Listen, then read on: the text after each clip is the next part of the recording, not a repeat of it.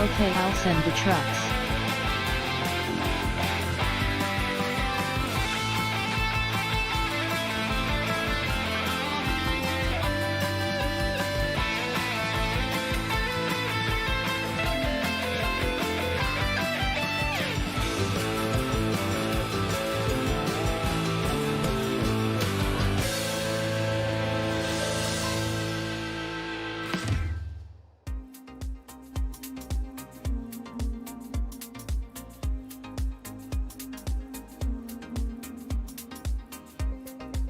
Well, a very good afternoon, ladies and gentlemen. Welcome to another Flight Deck to Sim live stream. Today it's the 11th of March 2021, 3 minutes past 3 in the afternoon here in the United Kingdom. For the first ever time, we are in Pakistan. We're in Karachi, the largest ever, or the largest city of Pakistan.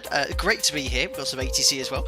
And we're going to be flying westbound for a couple of hours. We're going to be taking part in the kind of Abu Dhabi city link. They're going in between Abu Dhabi and another city, but I thought we'd utilise that ATC and go to the capital of United Arab Emirates for the first ever time. Just a nice little random sector back in the ZIBO mod 737. There's been a few changes as well. We're running a pre-release version right now. That's 346.13. Some changes made, some scales as well. We've had a few little bugs and mistakes too this morning, but hopefully I'll discuss some of those today and we'll crack on with this lovely sector. I hope you're all doing very well. We've got loads of the members in as per usual. Tim Waters, hope you're doing well. Owen Finnegan, John Padfield, James Monk, send in the alpaca logistics. Yes, we'll be soon back in the beluga, I promise you guys. Jamlin, one of the members, has made an awesome alpaca livery for the beluga. Can't wait to be going back into alpaca logistics and trucking around some parts. Plainly, hope you're doing well. He says Ireland seems to be a very arid country. Yes, no doubt I'll make several geographical mistakes today. I can't wait to see what we'll do. Joshua Panaranda's here. He says, oh yeah, we're starting. We had some people from Pakistan today who messaged me saying we're so excited to see a stream from here, so that's really cool. Pronave says, hi lads from Karachi approach. Very cool. So yes, they did get a message from Instagram saying we'll be here with the AT. Marianne's here as Flight Deck Sim Gaming, making sure you're all behaving as well. She's doing a few bits and pieces around the house too. And yeah, let's go. Let's zoom on in here. Right, let's jump into X-Plane 11. Now, this is actually the default scenery. I must apologise because there is a payware airport available, but it's probably not an airport I'm going to visit too often. But if there's a VATSIM event here and it's super busy, I might invest into the scenery here. But it's just the default gateway scenery. It's not too bad. All the taxiway markings are correct, which is what we want to see. We'll just start off the apron here as well. The same with Abu Dhabi, also the gateway scenery. There's no decent payware airport available. There is a freeware one, but it's a little bit outdated. Needs a little bit of a polish and an update there. Liam T says, are we nearly there yet? Not quite. We're getting there. Stephen Bradley, welcome aboard as a member, buddy. Glad you're enjoying the start of the stream. You'll get invited to our members only Discord using your custom modes in chat as well. Thank you very much for your membership. Could you fly out of Bengaluru, said JS God Krishna. I don't know where that is. Is that in India? We definitely need to explore some parts around the world here, but it's great to be at least a little bit further east than we usually fly, which is pretty cool. Everyone's asking for the livery. Yes, Stepan, this is the livery made by Jordan, one of the members here. We're back in the Boeing themed Alpaca Airways livery, one of my favourites here. Look, I've got the default X-Plane service here. You probably heard me start it whilst the intro was rolling, but very cool to have it all here. We've got some vegan food for today's sector from Karachi to Abu Dhabi. Very, very smart. Do you prefer Tonus A390 or A321, says JHG? They're both the same to me, but I like the little baby 319 a little bit more, perhaps. Joe Drage, actually, that's the point. Flight Deck Sim Gaming. Where is Nightbot? Yeah, where is Nightbot? Nightbot should be here. It's up and running and all set up here in the background. Sometimes Nightbot is a little bit slow to start the party, but he should be here any second. We'll keep an eye on that and hopefully you'll be able to make sure you're behaving ASAP. Stefan Carter says, hello Captain, hello to you sir, hope you're doing very well. Thank you very much Philippe for your donation there, don't know why that's also not come through. He says, good evening from Brazil, boa tarde to you, just finished my CP over here. CP, is that some sort of qualification VATSIM or something? I have no idea, but thank you very much, Philippe, for your donation. That was very, very kind. Perfect. Well, let's jump into the cockpit here, and we'll turn the music down here. Yeah, I have no idea where either Nightbot is or the alerts are. I'm just gonna... We've got the alert for the membership, which is unusual, but not another one. I'm just gonna do a test. 50, yeah, it's 40, working. 30, John hasn't donated 20, £89. That's 10, just a random test thing. So it is working, so I don't know why it's not picked it up there. This is a test donation for £89. Oh, yes, great, thank you. Look, and here's Nightbot as well. Morning, Nightbot. Great day to you. Sweet, so yeah, everything as realistic as possible today in the ZIBO mod. Guys, I'm going flying in the next few days as well, which is super exciting. And I'm hoping to get airborne soon. Just give me 2 seconds, guys. Mariana's just come in.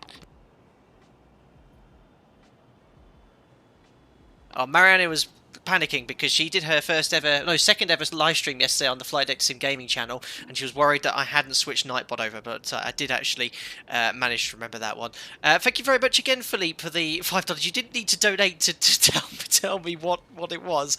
It's your well, I've just lost it in chat there. It was the commercial pilot's license. So cool, Philippe. Congratulations. 40, well, Philippe, 30, Philippe, I don't know why 20, it doesn't like binging you, 10. but I got the message nonetheless. Thank you very much, O'Neill, as well for your donation. That's very Hello, kind. boss. Good to hear that you will be flying again. That was Have quick. a nice flight with Captain Jack. Thank you very much, O'Neill. Yes, I am going flying in the next few days. I'm not going to say what day it is. But yeah, it's what we call a kind of recency flight. Basically, there's a requirement to keep aircraft airworthy if they've not put it into long-term storage. So they have to be flown kind of every 7 days. Because I was in the sim last week, that's refreshed my license. I'm now back on the line per se. There's not many scheduled flights going here, but I'm actually going to be doing it's like one of these recency flights. It's only about 15 minutes. We basically take off and land, SID, make sure the aircraft's all running A-OK and land. It's nothing special. There's no additional tests to do. It's a SID, radar vectored ILS approach back into a home base. So super excited to do that. That'll be in the next few days. So yeah, and hopefully with summer around the corner, a bit of normality will be coming as well. Awesome. Right, let's now get the show on the road 50, here. Thank 40, you very much 30, to... 20, Oh my god. 10. Eventually to the party. Thanks, Philippe, again. Commercial pilot license. Yeah, anytime today, alert bot. Thank you very much, Philippe, again. Congratulations for getting a commercial pilot's license. That's very, very cool. Well done, buddy. Right, anyway. I've been jabbering on far too long here, but I'd like to tell you all the good news and have a good chat here. Right, let's get the show on the road. So, batteries on, GPUs on the bus. Electric hydraulic pumps can come on as well, and verify the landing gear is down. We have 1, 2, 3, 4, 5, 6 green lights, and then we check all the aircraft documentation, make sure everything is up to date. We can now do the fault and fire tests. Let's check the squibs. 3 green lights either side. There's the fault. There's fault APU detector in op. I have master caution overheat detector. So we have the fire warning lights, engine overheat, wheel well, and the fire warning lights illuminated as well. Tony, which SID will be using today? I'm planning on flying the Melon 3 Alpha off of runway 25 left here in Karachi.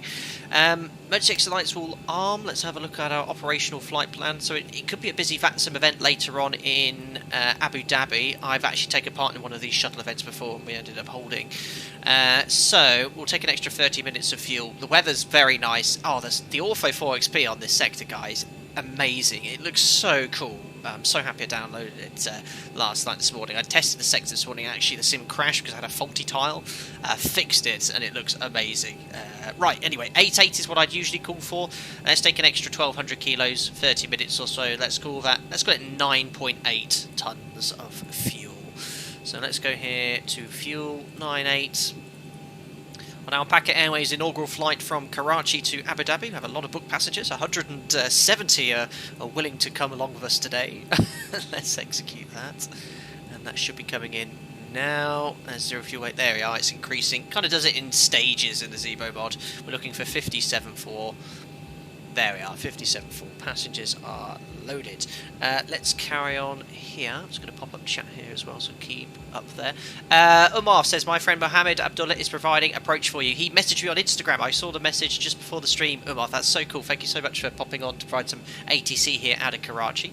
That's mega awesome. Seatbelt sign we won't put on just yet because we're still fueling. Test the attend button. Flaps are up, which matches the flap indicator position. A lot of messages actually from people saying, why why are the autopilot lights dimmed at the moment? It's because of actually ZIBO got around to updating it where the main panel lighting actually turns on the AFDS backlighting, which is as per the real aircraft as well. Now in reality you might not have to turn it up as much as this. In the sim it's a little bit darker than it is in reality, but it looks fantastic now anyway. So that's what the reason why it's dimmed there. Anthony Russell says 170 passengers that you'll alpaca into the cabin. I make no apologies for that dad joke being a dad. Brilliant, Anthony. We've had plenty of alpaca bags, and alpaca full aircraft references before, but it's great to see them still coming in there. Superb. Right, fueling passengers is done. Flap indicator matches the flaps. They are up. Stab trims both in normal. Check the config. Config's working fine. Cargo fire test. There we are. Both lights are on, forward aft as well. Discharge lights on too. Rudder and aileron trim, we check it's moving, both aileron and rudder, and it's now 3 and 0. Gear extension doors are closed. Circuit breakers are all in. Let's check the stall warning. I have to still wait a little bit longer for that to work. Flight recorder is checked. Okay, speed warning test is working. IRS to nav. Alignment's going to be 6 minutes at this latitude. Circuit breakers are all in on the captain's side, and crash axis is all in, and the safety equipment as well. And we can now start the boarding. There we go. John Padford, alpaca my bags, yes. After landing in Oscar Mike Alpha Alpha, you will have to carry an extra 30 minutes or so to Oscar Tango Hotel. We're only going to Abu Dhabi today. Isn't that where the shuttle event's going to? Very cool. Bradley, are you using any kind of reshade? No, this is just stock X-Plane 11. No reshades whatsoever. This is just the ZIBO mod. I use Active Sky, and that's it. Really keep it quite vanilla. A lot of people always say, how could it look so good? And the clouds are Active Sky cloud presets. Honestly, I try to run it as vanilla as possible just to keep it stable, minimise anything crashing 40, there. 30, Asghar says my hometown is 20, Karachi, so I'm happy for this 10. flight. Very cool. Well, hopefully we'll fly back here one day. First time in Pakistan. Where on earth did you get the Alpaca Airways name from? I find it highly amusing. Thank you very much, Pancake King 78. You did not need to donate $5. You could have asked in Discord, but thank you nonetheless. It all actually is thanks to young Dan, one of our members. We were toying the idea with starting a virtual airline, kind of like an unofficial one, which it still is. And I was using the call sign Broadsword before, which is used by an airline called 2XL Airways, which I think is just one of the coolest call signs ever. Anyway, someone suggested, after we shared a picture of both Mara and I walking alpacas, that we start a virtual airline called Alpaca Airways. That was young Dad, and it kind of stuck since. And now I think we're reasonably well recognised on VATSIM. I put VCP, I think 9 out of 10 times people say alpaca, which is pretty cool. So yeah, that's the story, Pancake King 78. Thanks a lot for the $5. Very, very kind. Excellent. Right, let's check that VATSIM's working. We do have some ATIS here, 126.7. Got my lovely radio tuning panel. Get this all working. Might not be working on voice. Hasn't been working on voice for some time. We are 126.7's now active. Let's have a little listen out here. Yeah, it sounds like not working on voice. So I'll double click it in XPilot. Here's the latest weather information for you guys. So it's information alpha, observed at 1400 Zulu. I forgot to mention the sim is running exactly 12 hours behind live time because I wanted to enjoy kind of like a lovely clear skies flight today with the lovely Ortho 4 experience. So we are 12 hours behind live time. Anyway, information alpha, ILS 25 left for departure, runway 25 left for departure as well. Transition levels, flight level 110, winds 240 at 10 knots, so pretty much down the runway. Visibility 6,000 meters, and I've been led to believe that isn't fog or low visibility from cloud. It's actually through smog and smoke and pollution, unfortunately, but that's generally what the issue is around here. 6,000 meters, but no significant cloud. It's 26 degrees here, and the QNH is 1011. So we'll set 1011 for the QNH, and we'll set the MFRA to 1020. Obviously I don't have any performance data for Karachi, because I've not flown out of this airport in real life. There we are. A Pancake King says, outstanding story, I love it. It's good, it's good. Hayden Supra, have you had any issues with the 0.52 or latest NVIDIA drivers? I was getting constant not responding in crashes in the middle of a full reinstall. Yeah, I was having issues about a month and a half ago, Hayden Supra, with the latest NVIDIA driver at the time was causing the aircraft to crash a little bit for me. However, I have got the most recent one for my graphics card, and it's fine, it's stable. I'll probably stick with this one for a month or so, but you can always backdate it. I found out since then if you have a version which is a little bit ropey perhaps, but yeah, it's all working fine for now. Pretty happy with how it's working. Cool. So QNH is set, 101, Emma Phrase 1020. We'll select terrain and airports for now. We turned up the panel lighting. Let's now put in our operational flight plan. So we said 9.8 on the fuel, that's being uplifted. Flight time of 2 hours 5 minutes. We've got a horrific headwind for this sector. Look at that, 310, 80 knots. Not much we can do. I think that's just the prevailing wind direction here. Average fuel flow is quite high for the ZIBO mod. I don't know why it's come from 2590. It's not been factored, but we've taken a bit extra fuel anyway. We'll go from there. Have a look at our routing as well, geographically. Let's test my geographical knowledge as well, which is always a talking point when it comes to my streams. We're departing from Karachi in Pakistan. Flying along the coastline looks absolutely spectacular. Then over the Arabian Sea. This is the country of Oman. We'll be flying just to the north of Muscat and then into the United Arab Emirates. As I said, flight time of around 2 hours 5 minutes. How is that for geographical knowledge? Thank you very much to my pocket atlas. Which is, I've been referencing prior to this stream. Superb. Right, let's go here to FMC. Latest AirAx installed. And going to the first page of the operational flight plan. That is here. There's an interesting routing to the alternate. I don't know what's going on here with SimBrief. It's given me some sort of strange routing here. Not sure why it's done that, but it makes sense with the fuel. You've been practicing since Jonathan Wiltshire. I have been. Anyway, Oscar Papa Kilo Charlie. And GPS left.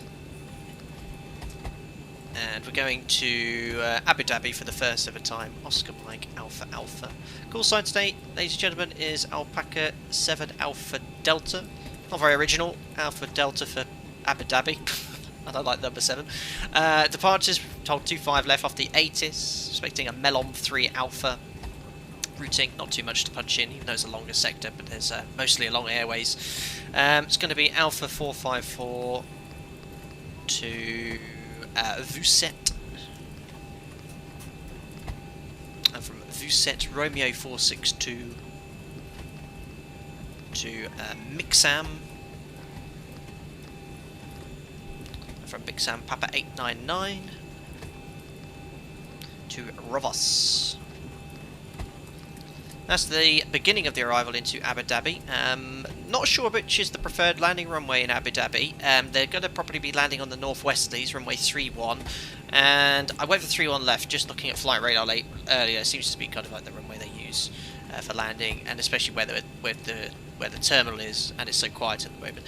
So it'll be the Rostov 3 Juliet, 31 left, and then it's the Itren transition, which is the transition 431 left via Rostov. So I had a look at the charts earlier, and that worked perfectly.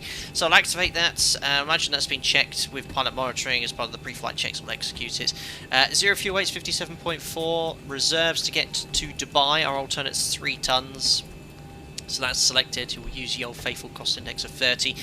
Cruising at 36,000 feet initially. We'll probably step a little bit higher. It's saying insufficient fuel because the aircraft... That's why it hasn't actually started fueling. I thought I'd actually selected to call for the fuel truck. There we are. Ali, our Pakistan fuel guy, is filling up the aircraft there. Fantastic. I looked up. Ali is the most common first name in Pakistan. I was hoping to find a good name. Moghadis Mohammed as well. That's a very common name here. But perfect. That's the fuel coming in here. So that's why it's saying insufficient fuel. That is correct because we don't actually have the fuel loaded at the moment. Because I forgot to tell the fueler to uplift the fuel. Average wind. We'll put the top of climb wind in initially. 283 at 63. Which is in here, and we'll put the average wind on the first waypoint after top of climb, which is Parrot. That is 306 to 79. That's going to hurt our flight time. Steep descents after those waypoints, we'll have a look at that later. Top of climb ISOs plus 9 degrees, temperature's 25. Testing it earlier, full 22k, nice long runway here. It's around over 3,000 metres with this gross weight, works perfectly. So full 22k, we'll leave climb 1 selected as we do it by operator. Flat 5, CG is 19.2%, that'll be 6 units of trim, which I'm setting now. There we go, and the V speeds are 35, 36, 43, dry speeds. And we're both 143 knots here on the MCP. Perfect. Yaw dampers on, nav transfer, display switches are normal auto. We have no lights. Check the cross feed valve. Bright, dim, bright, off. One reason I love the ZIBO mod so much, it takes the ambient temperature outside and makes that your fuel temperature as well. And also, if you know the temperatures outside is 25, 26 degrees, because I've not actually turned the air conditioning on, it's showing the same temperature. Might actually be a little bit higher. Can you imagine a thin metal tube with the sun on it, just often a little bit hotter in the aircraft if it's been stood in the sun than it is, and then the actual outside air temperature. So yeah, that's pretty cool. That's actually always modelled. We've got fuel in all pumps, including the centre tank pump. That should be... yeah, in reality, the fuelers usually load all the fuel tanks at once, even if there's fuel in the centre tank. So that's 0 there. We'll put the pumps on now. I wouldn't usually run them dry like this. The reason is because I'll forget that there's fuel in the centre tank. Put the pumps on. As I said, that usually by the time we get to the aircraft, the fuel's already uplifted or being uplifted. Seatbelt signs will leave because fueling's not yet done. Window heat can come on at this stage. Electric hydraulic pumps are on. We've got the doors and cargo doors open. I must remember to close them prior to push and start. PAX auto, isolation valve open, 360 set. Elevation in Abu Dhabi is 89 feet, so that's set. Put the lights to standby. Flight directors can come on. Any questions in chat, bear with me. I'll just get this flow done and I'll answer some more questions. Runway QDM for 25 left is 254 degrees. And I'll just set the course to 254 as well initially. 254. Not sure the SID stop altitude, so I'm just going to put 12.1. Randomly, the 100 plus reminds me I don't have the clearance yet. Auto brake to RTO, reset the fuel flow. And PM can have legs. Trim set, stab trim set as well, and radio tuning panel is all set. Perfect. Here's the aircraft outside. I'll have a little look whilst I answer some questions. There is Ali still fueling the aircraft. You can see our new hub here is getting a little bit busier, which is great. Dune Dub says, I actually caught a stream live. Fantastic. Thank you. Welcome aboard, buddy. Nick, how long is today's flight? Around 2 hours or so. Guru said, my trick worked, didn't it? I started spamming the like button. It definitely caught people's attention. Yes, don't forget to spam the like button. If I want any sort of spamming, it's only of the like button. Thank you.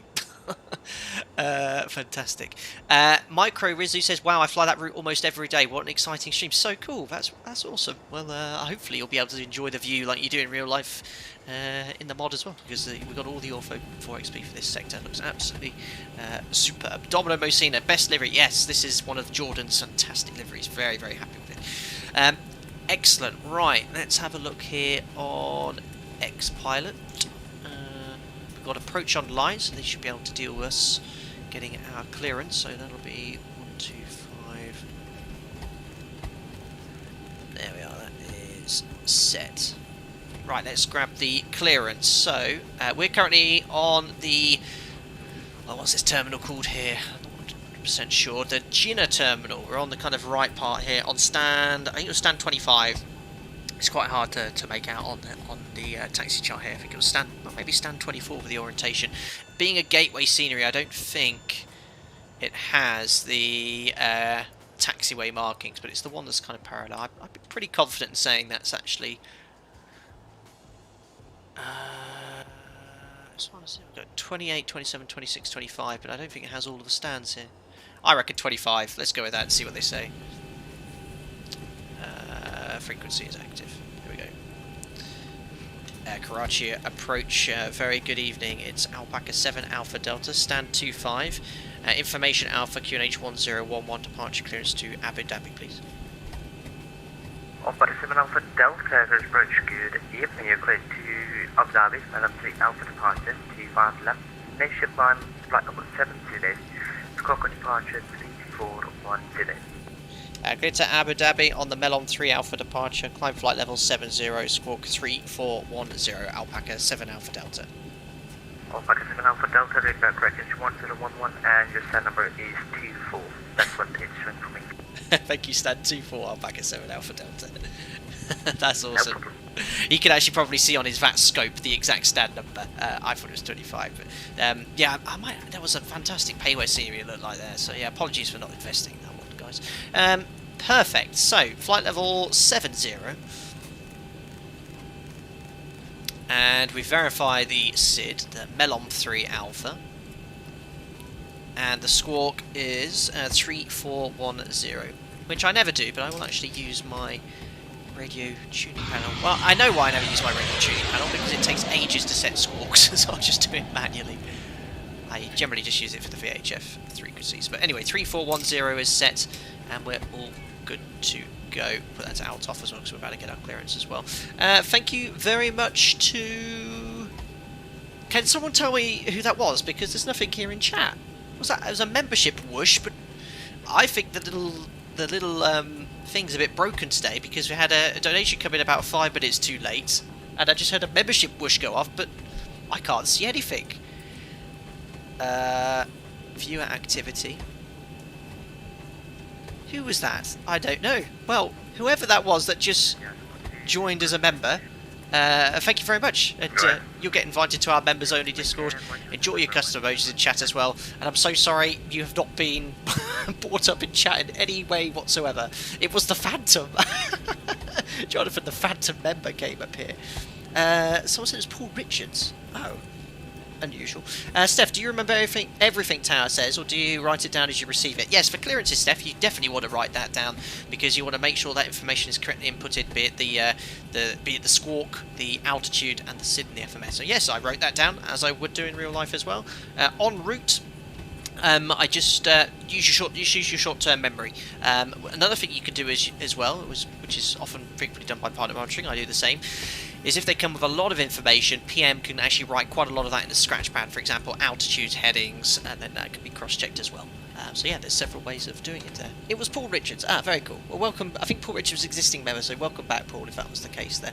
And sorry it hasn't popped up again. Perfect. Now, we're all ready to go. We're due out now. I'll get better pushback called. Let's just connect first. Ground to cockpit. Toast driving up.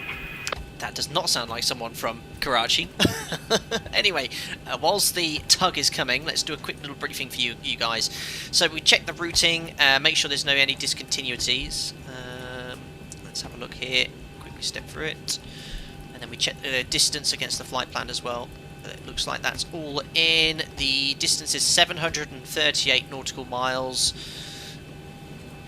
And it says here 741 within the 3 nautical miles. I'm pretty happy that that's all correct and looking good. Carrying on here with the rest of the setup, then we do an instrument cross check all the clock is synced up, the QNH is set, the MFRA is the same as the pilot monitoring side as well. Emergency briefings we then do to the taxi routing, we now then brief. Okay, all doors and hatches are closed. Ready to connect. And we're on stand 24, going to be pushed back, most likely to face east on Kilo, out via Papa, onto the Echo taxiway, and then we're going to go Echo via Hotel. So it's a bit confusing. See this hotspot here? Golf does not lead to 25 left, it goes behind it to get onto 25 right, so we're going to line it via Hotel. Here's our SID. This is the best view we'd like for this one, so we verify it's the correct one in the FMS. Melon 3 Alpha, yes it is. Transition altitude here is just 3,000 feet, very low. Routing for us then, the Melon 3 Alpha for 25 left is climb straight ahead until passing 1,000 feet. There's 1,000 feet, and then a left turn 200, and then we'll track and intercept the Kilo Charlie radial 220 to Begim. So we are 220, and then we have 220 Begim. At about flight level 50 checks, we'll then make a right turn 308, 33 miles to Melon, 307, 33 miles to Melon, and by that point, look, we're at 21,700 feet. So that's it, that's the briefing done, and we're all ready to go. So far so good, running about 2 minutes behind schedule, but that was a little bit more longer reading some of the comments today, try and make it a bit more reactive. MA Lascar, what is the plane model today, sir? We're in the Boeing 737-800NG, the ZIBO mod, the best simulated replication of a 737 in a desktop simulator. Controversial comment, I'm sure, but yeah, you've heard it from me, and I've got a little bit of experience flying the aircraft. Only a little. Right, let's request push and start. And approach Alpaca 7 Alpha Delta stand 24, request push and start. Alpaca 7 Alpha Delta stand 24, push and start, proof facing east. Push start approved facing east, Alpaca 7 Alpha Delta. Excellent, guys, we're on our way. Alpaca 738, stand 24, request push and start, correction, stand 2. So, oops, helps if I start the APU, doesn't it? Oh my goodness me, all a bit out of sync today. I wish I was in the level D sim. The level D sim has a quick APU start function. Might even get a few AYARP emojis. You can play that one on chip easily enough. Alpaca 738, push and start, proof face north, up the Papa, and the speed watch is from 800 on your right side is pushing back to face. Ground to cockpit, please show me where you want to go. Traffic facing push and start, east. approved, face north, Alpaca 738. Be this way. Tow connected and bypass pin inserted. Release parking brake. We will. We just need to get the AP on the bus. Oh, look at that! That's why you always check the doors as well.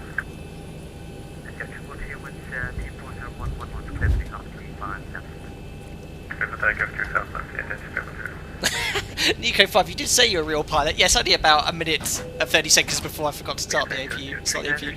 Right, you usually have to wait a minute, but we'll get the show on the road here. So APU bleed on, anti-collision light is on, parking brake is set, transponder out off. There we are, on our way to Abu Dhabi. Starting pushback. You may now start your engines. Daniel, yes, we always check the doors, don't we? Off we go. Sazizo, first time watching your streams. I must say you explain things very well, sir. Thank you very much, Sazizo, and welcome. I'm glad you're enjoying the show so far. Yeah, my streams are based off my experience as a skipper on the 737, and I like to sort of have a steady pace. Some people might find it a bit fast, but I always try to do or mirror what we'd be doing in real life as much as I can in a single pilot environment. I'll always brief anything that's pertinent to the flight using live weather, live time where possible, albeit 12 hours behind live time state, but the weather is live. But yeah, I'm hoping you're enjoying the show so far. Yeah, packs off. The reason I left that on there, Alejandro, well spotted, when it's really hot outside, 27 degrees like this, you want to leave the packs in auto for as long as possible to keep the air conditioned. There's nothing worse than being on an aircraft with there being no conditioned air coming in the cabin, especially when it's so hot outside. So as soon as you're ready to start the engines, then you can turn the packs off, which you'll need to do. Otherwise there won't be enough duct pressure. And now we can start engine number 2. And you'd be surprised how hot it can get in the aircraft, how quickly it can get hot there. Cool, we've got our colleagues pushing back, and we can hear the nice bass of the engine starting. Off we go. Head 2. Direct Melum climbing 2150. Oil pressure and N1. There's 25%. Fuel in. Spar valve closed, goes from dim to bright and off. Max volume. Perfect. Well, I need to get the Alpaca tug liveries back installed. Kurosh, are you using the 4K version or the 2K version of the mod? This is the 2K version.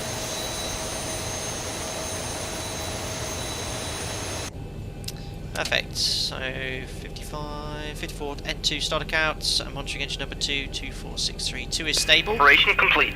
Set parking brake. Parking brake is set. Now there's another thing you can do to keep the conditioned air. Disconnecting tow. Stand by. Get conditioned air to the cabin as soon as possible. If you put the right pack in auto and close the isolation valve, engine 2 is providing bleed air to the right pack to provide the cool air, and now we can use the AP bleed to start engine number 2. And that's what we do when it's very hot in the cabin.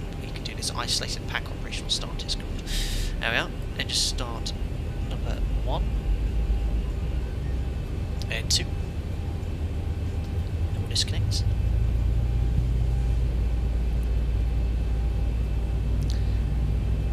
And oil pressure and N1, 25%. Looking good.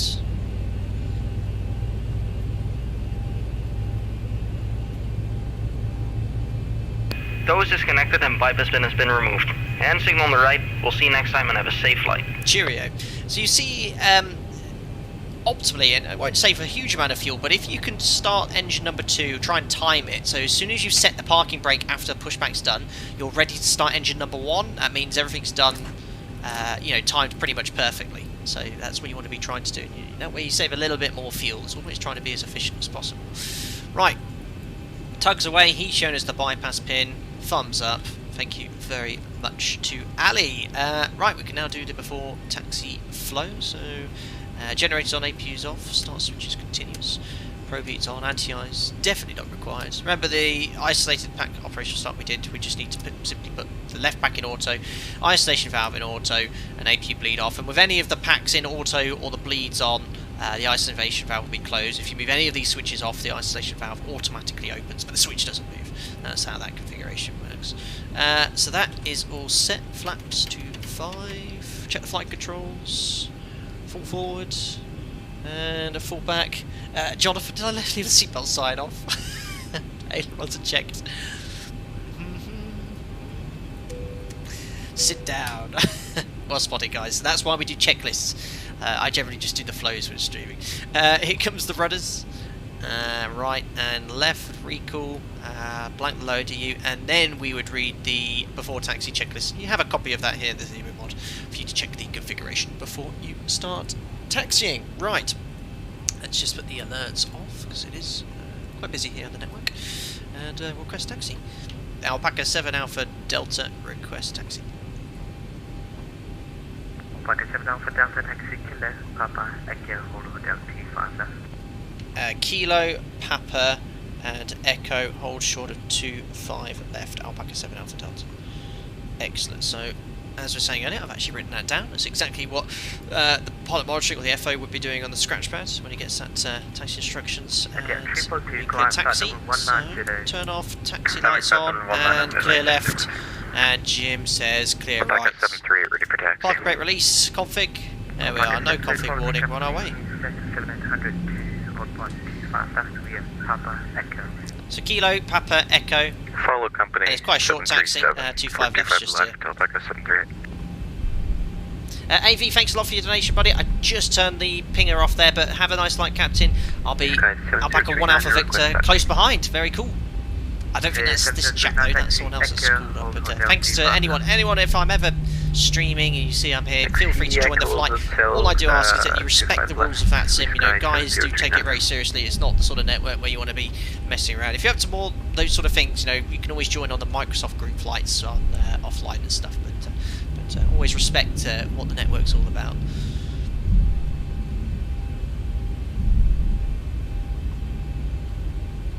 I have to say, and I've said this so many times before, the stock gateway sceneries available for X-Plane, yes, they might not look absolutely as high quality as some of the excellent. Alpaca 1 Juliet Mike requesting IFR clearance. Some of the three-way and payware airports, but at least 9 out of 10 times all the taxiway markings are correct.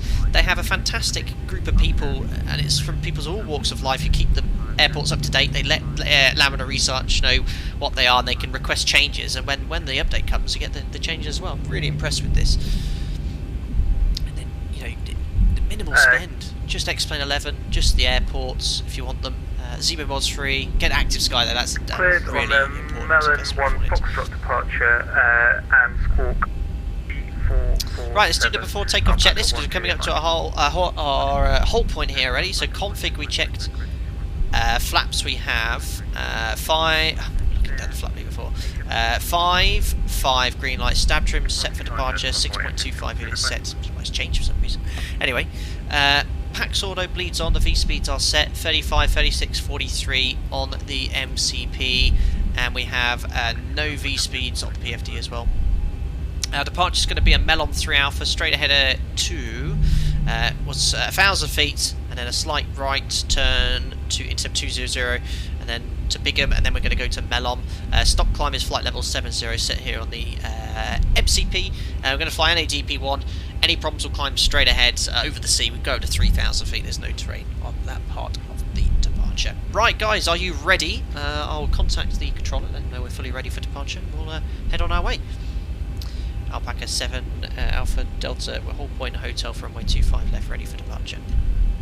Alpaca 7 Alpha Delta, surface wind 24011 knots, cleared for takeoff 25 left.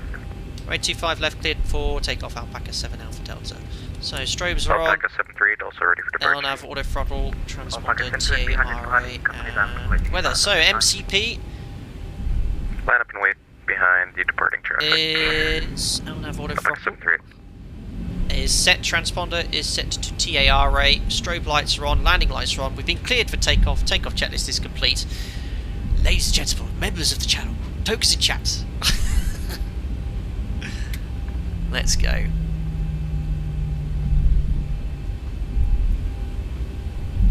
as soon as we get above the smoggy, smoky part of Pakistan here, the scenery on this sector is absolutely superb. We'll be definitely enjoying the Ortho 4XP. Right, let's do it. Before you start screaming and yellowing at me, there's the timer. Not the best lineup, a little bit left of centre line. There's 40%. Engine stabilised and push toga, set takeoff thrust. There we are. You improved spool up times, I think you'll note. We're looking at 93.2, takeoff thrust set, indications normal, don't forget the light forward pressure on the control column. 80 knots. Check to release the forward pressure.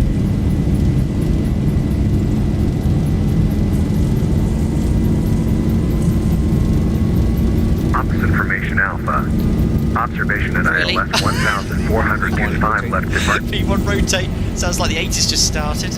Oh dear, that's distracting. Right, we're airborne. Positive brake. Gears coming up. Let me just detune that quickly. There we are, that's done.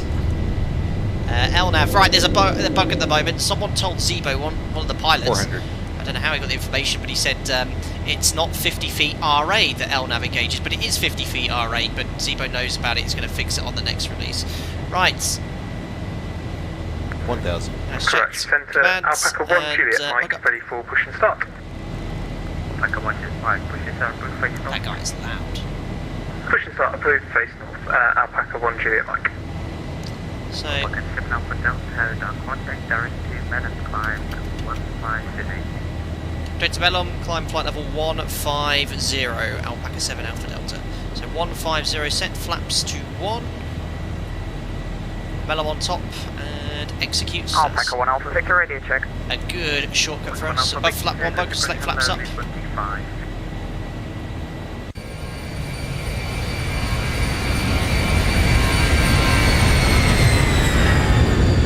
Awesome.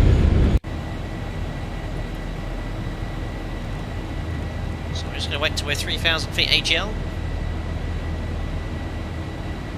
There we are, so flaps on the lights, select VNAV above the transition altitude, so that's correct, it's gone yellow, so set standard. Takeoff Aussie 25 left. 35 flight level 150, have to take a checklist, so gears off, brakes off, star switches off, taxi light off as well. 25 left, behind departing Air conditioning and pressurization 1.8, and the rest is all set up here.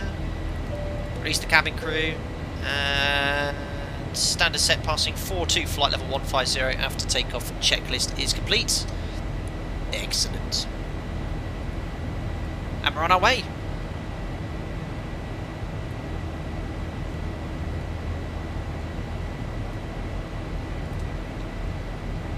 Looks like the clock was started. Yes, who's saying clock? To be fair, we do start the chronometer as well, but we always go with the elapsed timer, and that's the one we keep running for the entire sector. Oh dear. Oh, here comes Nacho Flops, thanks for the fiver. Good afternoon, this is your captain. Welcome on board this Alpaca Airways flight to Abu Dhabi. I will let you know as we pass any points of interest using the flight deck to Sim Atlas. In the meantime, sit back, relax and enjoy the views of Ireland. Thanks a lot, Nacho Flops. Few £5 donation. Absolutely outrageous. Thank you very much for your donation. I think that might have been ATC. Direct Mellum. Oh no, it wasn't. And climb Yeah, level thank you very much, 70, Nacho Flops, 73. for my for pointing out my lack of geographical knowledge of certain parts of the world here, even parts of the world where I actually live. But I appreciate that donation nonetheless. Very, very funny. Thank you. Oh dear, oh dear. Right, goodness. Right, do we excuse the fact this is not an Ortho 4XP tile? I had an issue downloading this one, so this is just stock scenery. But trust me, when we get further west, we're going to have the south coast of Pakistan coming up here. It looks absolutely fantastic. But yes, unfortunately, this one is a stock tile. That was all correct. And also, that one didn't work. I have no idea why. But the rest, I promise you, when we get there, along this coast, the coastline will look absolutely superb. Unbelievable, some of these comments. Thank you very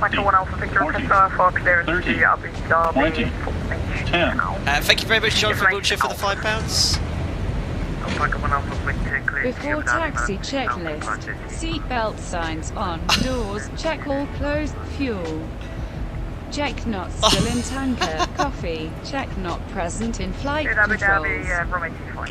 Amazing, thank you very much, Jonathan Wiltshire, for the £5. Very similar before taxi checklist. That's taken straight from Lama International Airlines, I believe. Very, very kind, Jonathan. Thank you very much for your donation. Very kind. Amazing. Right, anyway. Sorry guys, I'm a bit all over the place. I'm trying to control the volumes of VATSIM. The controller's very quiet in comparison, say, to the other traffic there, so I'm having to fiddle with the volume quite a bit there. That was for someone else. 120. Right, let's do the pre-cruise checks now. We've already passed flight level 100. Climb level 180, Alpaca 7 Alpha Delta. 180 checked, right, 290 knots. So you'll notice that the climb speed's quite high, 290. That's because of the top of climb headwind. That's very accurate. The model will take that into account, just as VNAV does in real life. It'll give you a much higher climb speed if you're forecast to be going into strong headwind, because it wants to climb a little bit slower, a bit more efficient that way to fly faster and have a lower rate of climb. Right. Pre-cruise checks then, fuel 6 pumps, we've got 9 tons on board and just over 1100 kilos in the centre. Lights can come off, APU's on, pressurisation 4.8 and climbing, and that's all set. Well, in reality we're leaving the seatbelt sign on at all times at the moment due to COVID, but anyway we'll put it off there. Recall checks complete. What did Nightbot do? Outrageous? Oh, Aaron, sorry. Probably said something completely innocent. Alpha 7 Alpha Delta, contact Asia control now 125.4. Have a nice flight. Bye bye. Sorry, confirm that was 125.4 Alpaca 7 Alpha Delta. And that was 135.4. 135.4 Alpaca 7 Alpha Delta. Thanks so much for the ATC, sir, and have a great day. Thank you, you too. Perfect. Which is 703. Nada. So we have now Asia West. That's an interesting centre. He must be controlling a huge chunk of airspace. Having a look at the VATSIM map out of curiosity. I can't even see anything on the VATSIM map. Check it anyway. Radar, good day. Alpaca 7 Alpha Delta.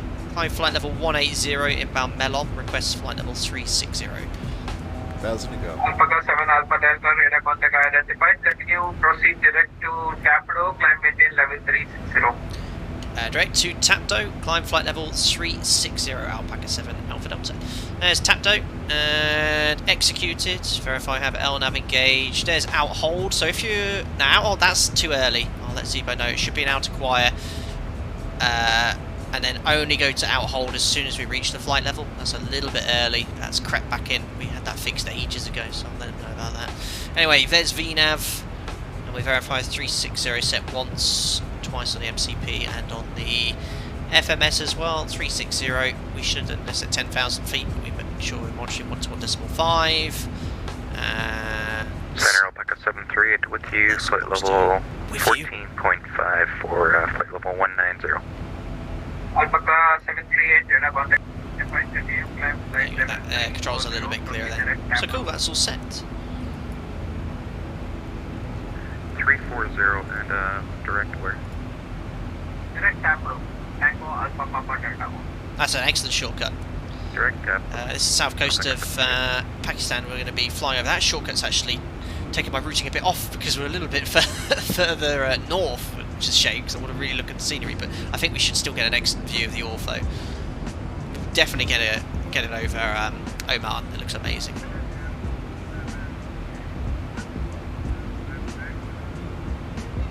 Gwen, as a pilot, do you have priority for the vaccines? I know the CAA, BALPA in the UK really pushed that, but I think the UK government said there's going to be no preferences for anyone in that sort of industry. I think obviously doctors and nurses are getting preference, but no, I'll be waiting like everyone else. Domino Mosina, VATSIM shows that Asia controls something as big as Europe. Yeah, I don't think they often get this much traffic around here. Right, no, we haven't flown around to this part of the world ever on the network. So I always try and keep an eye out for VATSIM events, but usually those events, I mean, I'm streaming a lot earlier than I usually do. That's because this part of the world here, it's evening time, and that's when they have the VATSIM events and controllers on. Corey says, don't forget to call Muscat ATC 10 minutes before FIR boundary. Probably need to do that in real life. Whether they'll simulate that on VATSIM, I'm not sure. It doesn't look like there's any radar on around Oman, so we'll have a look later. Javier's, yeah, away from the beautiful ortho tiles, I know. Cool. So far, so good. Yeah, the ZIBO mod, there's just a couple of little things I noticed. I mentioned this to ZIBO earlier. It's quite a large team now of pilots provide feedback, and one of the guys, I think he might have just gotten something a little bit wrong. ZIBO changed when you select LNAV for departure, it arms it, and when you push TOGA you get heading select, and then LNAV engages at 50 feet RA is the way the mod's always been done. But then ZIBO was told by another part of the team, no, it's not RA. Now I didn't know this, and then I took off on the test sector. I was like, why didn't LNAV engage? And apparently told him it's 50 feet barrow, and it's not. It's definitely not 100%. It's not barrow. It's definitely radio altimeter. So ZIBO, he hasn't changed it yet. I didn't notice on this departure if it engaged at 50 feet because obviously the ATIS started playing and it was distracting me. But he said he'll rectify it with the latest one. But yeah, there's been a lot of changes. Things like NPS scales have been added. We only have that on some of our fleet, so I'm not too sure about it, but I have got them on, so I'll have a little look at the NPS scales on approach. It's basically a way of seeing your lateral and vertical deviation from your FMC planned flight on the PFD, whilst also having the localizer and glide slope scales in the background as little white diamonds, so that's pretty cool.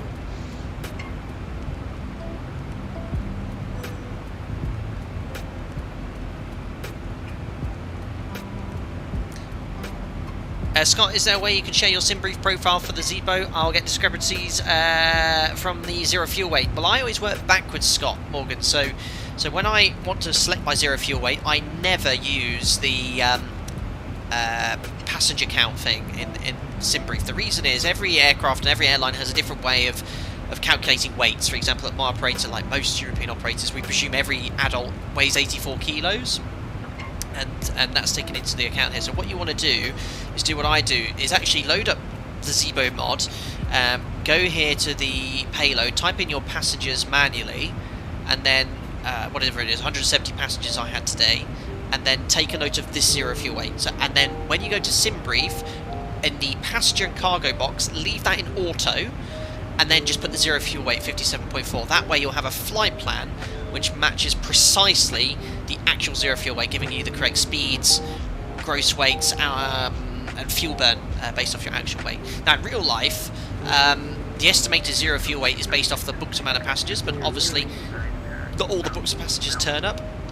So sometimes, I say sometimes, most of the time, the estimated zero fuel weight, the one that you see in the SimBrief flight plan here, 57.4, the actual zero fuel weight, by the time we get our loading document, is often less. You imagine 10 passengers don't turn up, that's 800 kilos less than that, but we don't actually get a new flight plan. We always base it off the original higher zero fuel weight, because that's obviously got a higher fuel burn. So yeah, we do a gross error check when we get the actual loading sheet or loading documentation. We see how many passengers less we're down, and then we do a gross error check to see if that makes sense. You know, right, our actual zero fuel weight is a ton less than what it says on the flight plan. Why is that? Oh yes, it's because we've got 9 passengers missing. That would be around 800 kilos. So there you go. Hope that makes sense.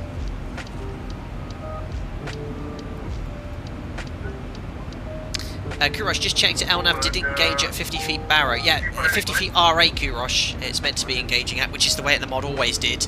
It's been changed to 50 feet Barrow, which is incorrect. It's RA, unless there's a certain Boeing that's different. The guy got the information from. But yeah, it's 100% RA. There's some other heights. For example, if you use VNAV for departure, VNAV speed I think gauges at 400 feet. I believe that uses Barrow, and the ARM, when you get ARM at 800 feet, that's Barrow as well. But certainly LNAV is 50 feet RA. Tom Coco, how come your panels are so clean and bright? I've got to spit and polish out, that's why.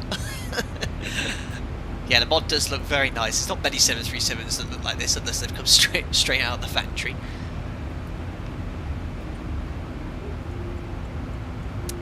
Ishan, flight time. Flight time is around 2 hours 5 minutes. Airborne for 15 minutes. 50. It's about an hour 50 to go.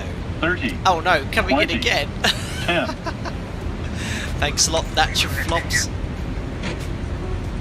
Good afternoon, me again. Mariana will be handing out FD2's scratch cards. They're a cash. Prizes for revealing phrases such as unbelievable, amazing, and of course Nacho Flops. If you are lucky enough to reveal the chief pilot, jump up and shout, "Hi, Jack." Oh my goodness me. Thank you very much, Nacho Flops, for the £5 donation. Unbelievable. Yes, referencing a game that has been created by one of the members, and that is Flight Deck to Sim Bingo. I think nothing that original, but essentially I have some common phrases which I make, such as, for example, unbelievable, and another one would be, we didn't do that on the test flight. You can actually tick them off as you go along. I don't know how we're doing today. I think some of the usual phrases have been made as per usual. But thank you very much, Nacho Flops. Yes, and you can also get your Flight Deck Sim scratch card bingo cards. From Mariana. Oh dear.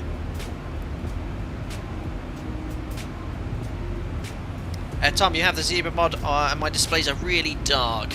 Honestly, guys, I'm not using any shaders or whatever these things are. I've never used them. This is just ZIBO mod X111. Honestly, guys, I'm not using X. I did for a short while have something, some shader thing, but I didn't really get up with it. So yeah, this is how it looks. Should be looking anyway when you download it.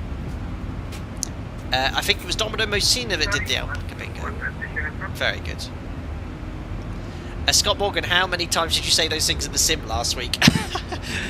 Not once, I'll have you know. However, when I had my recurrency sim last week and my training day and my check, by the time it was my check, I was finding it far easier to say my operator's call sign. However, at the start of the sim session, the first one, I hadn't been in a sim or an aircraft for, 3 or 4 months. It was so difficult not to say alpaca. I cannot stress how difficult it was. I actually wrote in big letters Japan. No, I didn't. I put in big letters my operator to make sure I said 40, that, not alpaca. 30, 20, 10. Thanks a lot, Mark Jackson, for the £2. Very kind. He says, "Do you ever turn on the wing light switch?" Excellent question, Mark Jackson. Jackson, yes. Walk-arounds at night, you can turn the wing light on. That's useful then to see the leading edge. Also in flight at night, if we're flying through icing conditions, it's a great way of inspecting the wing as well. And then what you do is clearly check the wing here with the light on. And actually, when you turn the wing anti-ice on, the ice sheds along the inner leading edge slats. The outer leading edge slats here, number 1 and 8. So here's number 8, and on my side, number 1 here, they are not heated.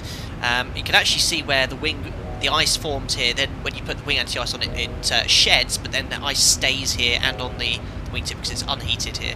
It's not much point in leaving this heated here because it's an unnecessary amount of pipe work and weight when it actually doesn't affect lift that much having a little bit of ice there. So yeah, that's when we'd use the wing light switch. Thanks a lot for your donation. Hope that makes sense. I think we did show you guys before as well. Let me show you outside here. Might not be able to see.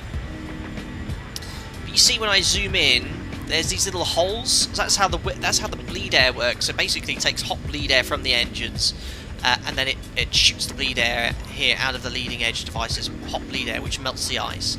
And if you look here on the outer wings, leading edge here, you see little holes, and then there's no holes here because this area is unheated.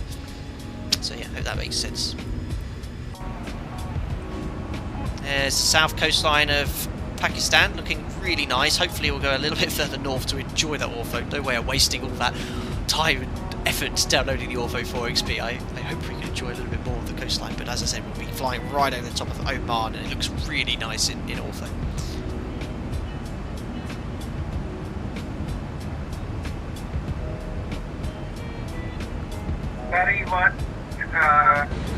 Fifty. 40. Hey guys, do we get a story today? I 20. can't think of any news stories off the top of my head. Thank you very much, Mark King, for the £3 donation. Any more news for being in the skies this weekend? Thank you very much, Mark King, for your donation. Now, yes, I am going flying in the next 2 to 3 days, but I won't be giving any more information like what date, what time, or anything like that. I'm very excited to be doing that. I'll be doing some what we call recency flights, which is essentially a requirement for the aircraft to do a takeoff and landing to keep the aircraft kind of current or airworthy. And that's only come about because I was in the sim last week to get my license on launch day. So very excited to do that. They're a bit like gold dust, these flights. You know, imagine there's not much flying going on at the moment. And this will be my first flight in over 3 months. So yeah, super excited. Flight time will be about 15 minutes, if that. But yeah, I'll tell you all about it next week. I'm sure you guys will be quite interested to hear about how these flights work. We got a self-brief document at work, which is a great read, actually, tell you all about it. Things are a little bit different than they would be for a line flight. And aircraft that have been sat around for a long time are more prone to little technical issues. Aircraft don't like being sat around, they want to be flying all the time, so we have a little documents for all the common things to check. So yeah, looking forward to it. I'll let you guys know how it went. Thank you very much to Peter Y, you just joined as a member. Welcome aboard, buddy. Glad you joined the content. Welcome to Team Green, and you'll get invited to our members only Discord. Enjoy the custom emojis in chat as well. Thank you so much, buddy. Welcome. Jay Waters, good afternoon, Captain. I'm after some advice. I'm a new user on VATSIM. I load the X Squawk box up for audio settings, however it disables my audio. Have you got any tips? Cheers in advance, Captain. Thank you very much, Jay. I don't know what sim you're using, but I've not heard of X Squawk box. If you're using X-Plane 11, make sure you use X Pilot, and if you're using Microsoft Flight Simulator, use V Pilot. They are by far the easiest interfaces to use with regards to working on VATSIM. Now, there is a fantastic channel I'd recommend called Aviation Pro. Not so active now, but he's a young adult who's been using VATSIM for many, many years. Whereas I'll give you a more realistic sort of, well, not saying realistic, not saying this guy's unrealistic, but whereas I'll show you how flying is in real life, this guy's actually gone into real depth using VATSIM and how to set it up and how the networks work. So I'd thoroughly recommend his channel, how to set things up there.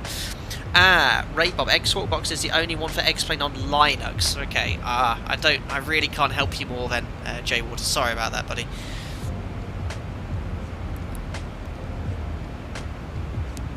Very cool. Scott Morgan, yeah, 562 watching, 156 likes. Absolutely outrageous. I hope some people from the Middle East will be liking this video. They don't come over here much, so yeah. See if we get up to 300 likes at least. Just a push. Thanks, guys. Centre, Alpaca 1 Juliet, Mike, climbing flight level 190. Alpaca 1 Juliet, Mike, roger, radar contact identified, continue climb flight level.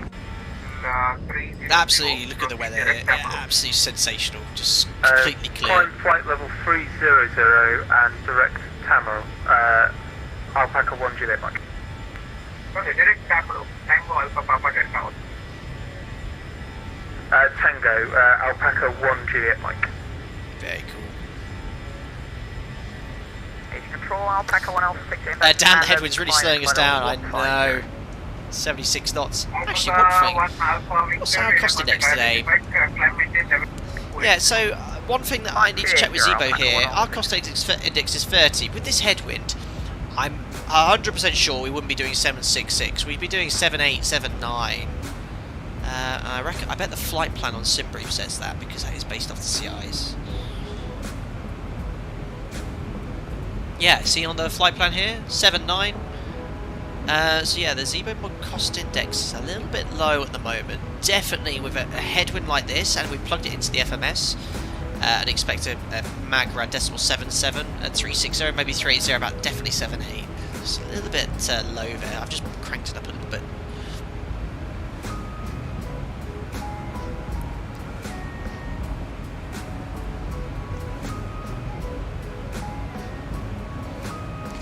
Murad says, please do a flight from Abu Dhabi to Muscat. It's not too far away. The journey consumes 50 minutes. That would be a short sector. I do see Muscat sometimes popping online on VATSIM. So yeah, I did nearly do a stream in Muscat once, I remember, but I think something else came up. But no, nice to visit this part of the world again. 2 tons of love, hope you're doing well. Latest party. Howdy Flight Deck Sim, I see I'm 4 versions behind on the ZIBO mod. That's not bad. You know how he is sometimes. He pumps out uploads or updates quicker than you could actually install them. So yeah, I'm actually running, I think the latest public one is 346.12. I'm actually on 346.13D, which has some minor changes. Steel Sea, are you using any scenery for Dubai? I do have the X-Aviation scenery for Dubai, but it's not installed as we're going to Abu Dhabi, but we do have Ortho 4XP for the entire sector. Yeah, this routing's just taking us a little bit far off the coastline. On the test sector, I was right over here, like going all the way there. It was really nice. I mean, in real life, you take the shortcut. But yeah, we were going right over here, this ridge line. It looks so nice.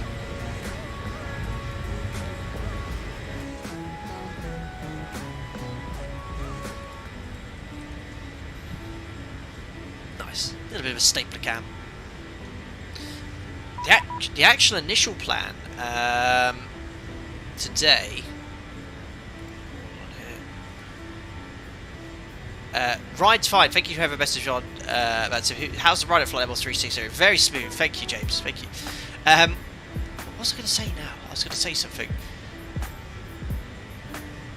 I can't remember. Oh yes, sorry. Yeah, the initial plan was to actually stream a Microsoft Flight Simulator today. I was going to do a GA flight based on one of the sectors I did when I was our building, which is really cool. However, I don't know about you guys. I know not everyone's had the same issue, because I chatted to some guys in Discord. I know Microsoft pushed a little mini update a couple of days ago. I don't know what's happened with this update. With my specs, it's completely... everything's really slow. I've real FPS issues. Now previously I could run Microsoft Flight Simulator high-end settings and get 30 to 40 FPS with most aircraft. I was bumbling around in a Cessna 150 at 1500 feet with the settings down to medium. I had to lower them to medium, and it was occasionally fine. It was like 50 FPS plus, and then it'd just go to 15, and it was just, yeah, it was unusable. And I thought, I can't stream with this, so I don't know if that's a reported issue. But I'm going to wait for another patch that will hopefully fix that. I've not seen that performance recently, but I did look on the Microsoft Flight Simulator Discord, and a lot of people were reporting similar issues. So yeah, it was fine for about 10 minutes, and then for about 20 to 30 minutes onwards, it was yeah, I was really struggling to push above 15 FPS, and that was running just Microsoft Flight Simulator. David, when can you roll back? No, I think Microsoft Flight Simulator, they pushed the update, so you can't actually, it's a mandatory update, which is a bit of a shame. Rohit says, how are you? Very well, sir. Hope you're doing well as well. Thanks for popping in.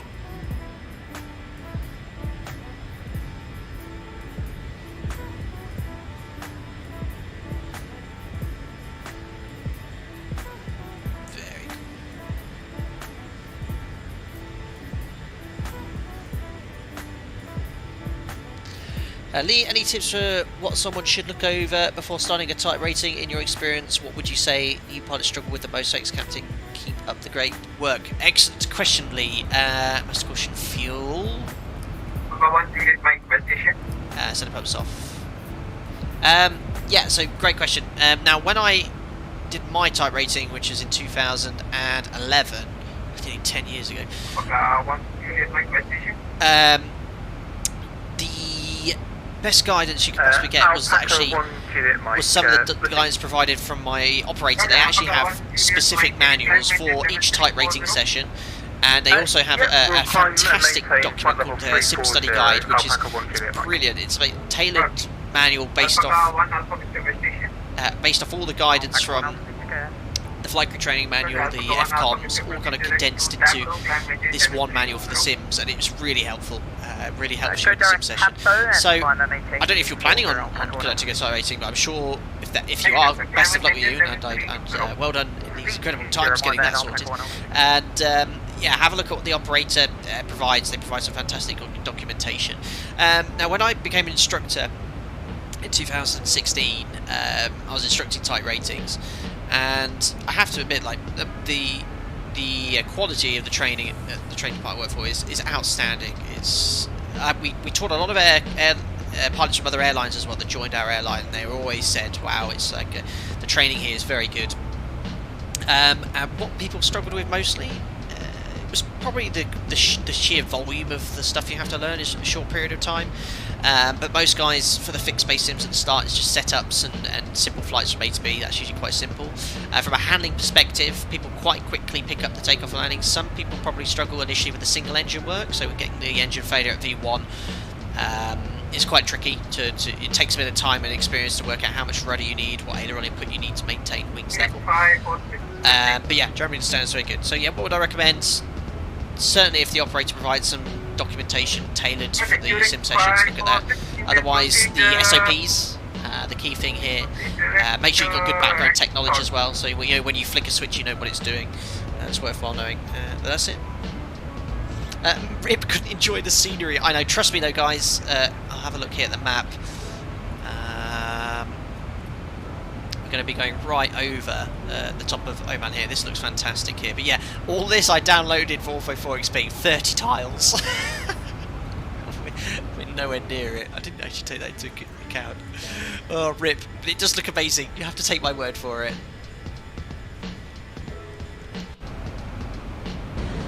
50, 40, 30, 20, 10. Thank you very much, Flight Sim World, for the £5. Can I be set? Have you had issue with ZIBO Mod FMS just turning off? Any help on this would be good. Oh, Flight Sim World. I'm afraid I have not had any issues with the ZIBO Mod FMS just turning off. Now, issues like that tend to be down to some sort of corrupted install. Now, the easiest way, because someone was actually asking in my members Discord, how do I install the ZIBO Mod? It's very simple. Go to the Explain forum, type in ZIBO Mod, find the files, go to the ZIBO Mod download files, make sure you have the latest full version as the base one. So we're currently running 346.13, or the latest public one's 346.12. Download 346 full. That's going to be the base, and then you don't need to install the other ones incrementally. You can go straight to 346.14, or sorry, 12, and put that in there. That should fix that issue, because I've never seen that issue ever with an FMS just turning off. That sounds like some sort of corrupted issue. So yeah, I definitely recommend a clean install there, buddy. But yeah, sorry I can't provide much more guidance there. Thanks a lot.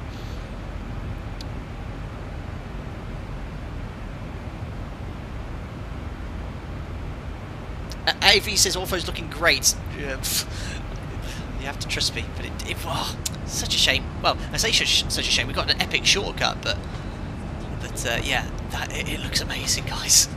Trust me. If you want to fly along the south coast of Pakistan, go download 50, the Ortho 40, and fly there 30, yourself. 20, you can see yourself. 10. Thank you very much, Jonas. Let's Plays. Hi there, how's it going, Captain? Love the Hope enthusiasm. you're good. Thank you very much, Microsoft Jeanette, for the enthusiasm there. Jonas Let's Plays, thank you so much for your €5. It's very kind. All good here in the Flight Data Sim household. We're streaming now on a lovely Thursday afternoon. Very windy here in the UK at the moment, but spring's on the way, summer's on the way. I'm going flying this weekend, which I'm super excited about. And yeah, all is tickety-boo here. Thank you very much. And I hope you're very well as well, Jonas Let's Plays. Thank you very much for your donation. Scott, I hope with the next version of Explain that you Ortho will in the sim, downloading tiles really takes a while and uses tons of space. I know, Scott Morgan, and sometimes it can be a bit wobbly. I had a corrupted tile this morning which caused my sim to crash, but I removed that one, but it can happen. Not only Flight Sim World very kindly donated to find out about how to install the ZIBO Mod, he's now become a member, so thank you very much, Flight Sim World. You'll now get invited to our members only Discord, where you can ask questions like that all day, every day. and not only myself but a whole host of other members will help you out answering a myriad of queries. We've got so many great guys here who are all members and support the channel, both myself and Mariano. We're very grateful, I must stress that all the time, but you'll also get I hope a tailor-made enjoyable experience as a member, and enjoy some of the live streams you do in the channel and some of the group flights as well. So thank you very much.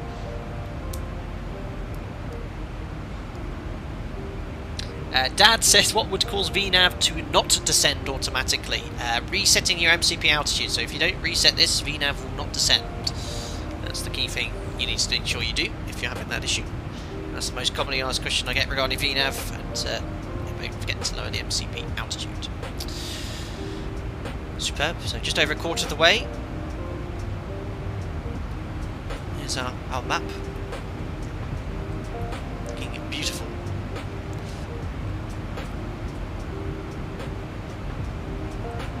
Yeah, we haven't... oh no, we have been this far east. We've landed in Bhutan, haven't we? Yeah, Paro approach we did. That was a while back now. That was probably the hardest approach I've ever done in a desktop simulator. But no, here's south of Pakistan. This is Iran. And this is the Arabian Sea, and I guess they call this part the Oman Sea, and that's without looking at my atlas. But I did look at that earlier. And these are other aircraft on VATSIM. And we'll do a fuel check when we get to Tapdo. Martin Qualser says, what sim is this? Explain 11, sir. Asterix, how many people are in the Discord? Got a few hundred members now. Very, very nice guys, all very interactive there. And Mara and I are very active on Discord, so I usually take an hour out of the day just to answer any DMs or there. Sometimes I'm not quite so quick getting there, but it always comes first to the members with regards to any queries before I respond to some comments on YouTube. Facebook and Instagram, I know I have a lot of people message me there, and they must be thinking, why do you never reply? You must stress, guys, the pure volume of messages I get is just... It's balmy. I think I'm sitting now on Instagram. I need to go through them, but it's over 200 message requests, because at the moment it's obviously a public profile, but to message me, I have to approve the message there. It's over 200. It was even higher at one point. Emails, I get at least one a day. Usually from I've got a really exciting one here. I can't talk about that one though, about technically previewing something in a few months' time. I don't think I'll be able to, because obviously I don't show my face, and it would involve showing you quite a lot of stuff and me sitting in something. I won't say any more of that. I might have a look at that. Anyway, yeah, it says S, and obviously without reading the Arabic map. Yes, that's not the easiest for me to look at here.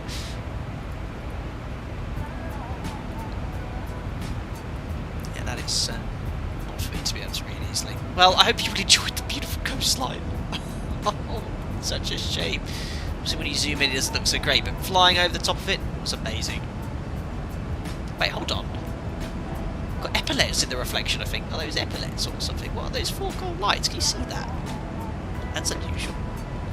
I don't think I've ever seen that in the mod before. That's a cool view.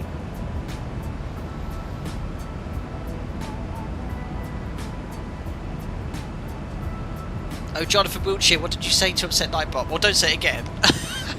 Can be brutal sometimes.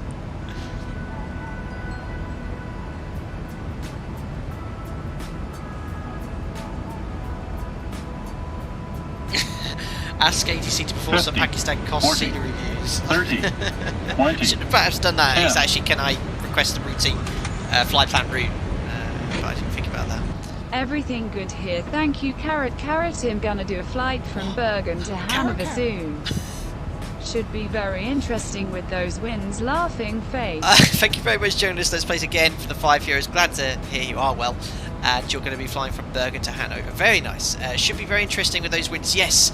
I don't know if you're doing that in real life or in the sim, Jonas, Let's Plays. But yeah, I mean, very windy over a lot of Europe. There's a deep low pressure. We had very high pressure recently over Europe. Been dominating the weather systems for the last few weeks, but now we have like a deep low north of the UK, northeast of the UK, and it's really got some tightly packed isobars. So the wind is last night where we are in the UK, it was very windy, as it was mostly countrywide. And that is set to continue, I think. It's meant to die down a little bit, but it's still pretty windy. And I know there's been a lot of disruption in kind of Poland, a lot of snow as well. So yeah, have fun in real life or in the sim.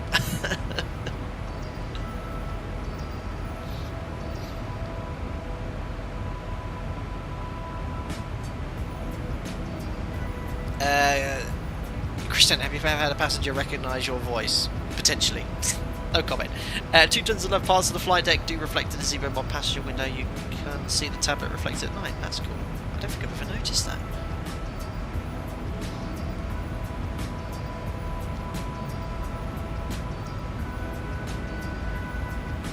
Yeah, this ATC controller is carrying a vast area.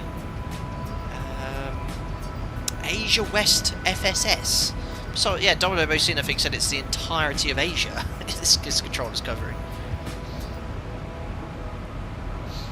West 5281 West Asia. Gust of 45 knots in Hanover. Yeesh. No thanks.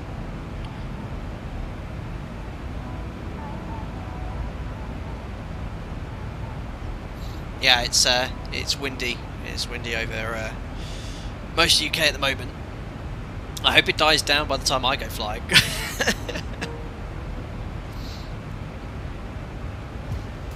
Yeah, me says greetings from Canada. Hello, sir. VRF says also the RCRJ is looking like it'll be a lot of fun to learn and fly. Yeah, I think this is going to be. I've been looking at a few tidbits here online. I know some people have got some early build, or I don't know if there's people involved with making it there, but it does look very nice.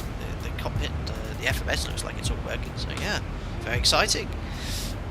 I will guarantee you will take it out for a spin. But I need to make sure Microsoft Flight Simulator updates first, because I said I'm having terrible performance from it at the moment.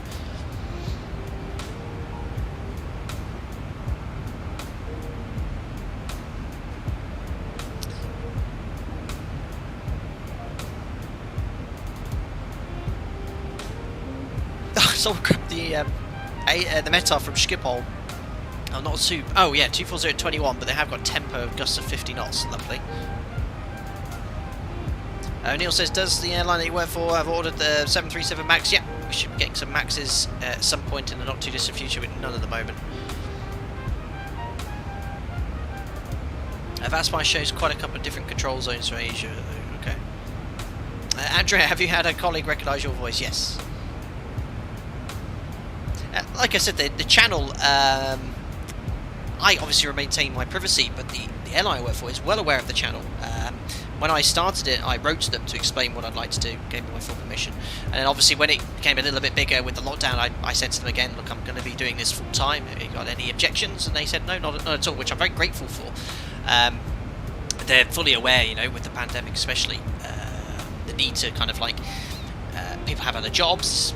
I already had this all set up, so I kind of stream now, whereas before I was streaming maybe once every week and a half, 2 weeks. I've been doing typically 3 streams a week for the past, well, year. it's been great. It's been super busy, but no, they're really cool, and they just have some sensible requirements. You know, don't let it affect your rest. Make sure your earnings are declared with HMRC as well, with your payslip, which is obviously a sensible thing here. And anyone that has a YouTube channel knows very strict now. They're having some requirements for some US tax thing at the moment, which I'm going to do. But yeah, and also be sensible. You know, I'm not going to say the operator works for. I don't enjoy it, but I'll tell you now, I'm so happy with my current job, especially in the current climate, that I have no intention, even if times were normal, we're leaving. I love my roster and the flyingest aircraft like me on this fleet. And there you go.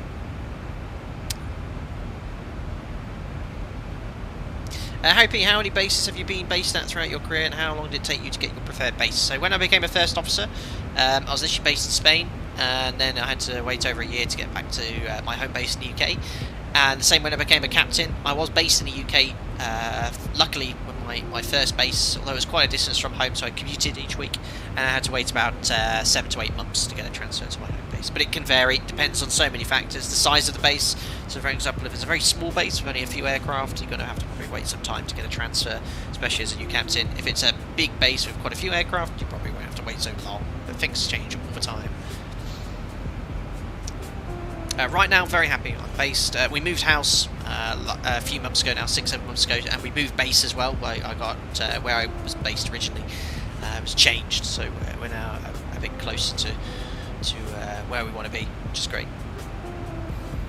Joe, off for a bike ride before the sun disappears. See you in a bit. Enjoy, Joe. Don't get blown over.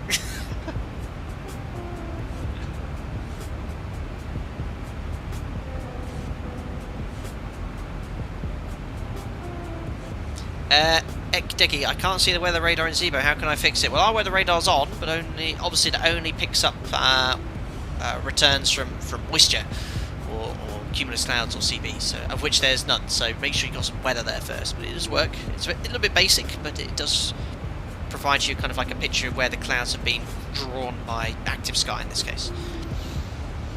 Just going to do a radio check, guys, because the frequency is very quiet. I've not heard anything. Just want to make sure I'm still with this guy. It's exactly what we do in real life with my operator.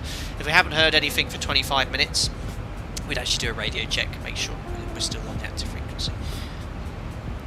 Center Alpaca 7 Alpha Delta radio check.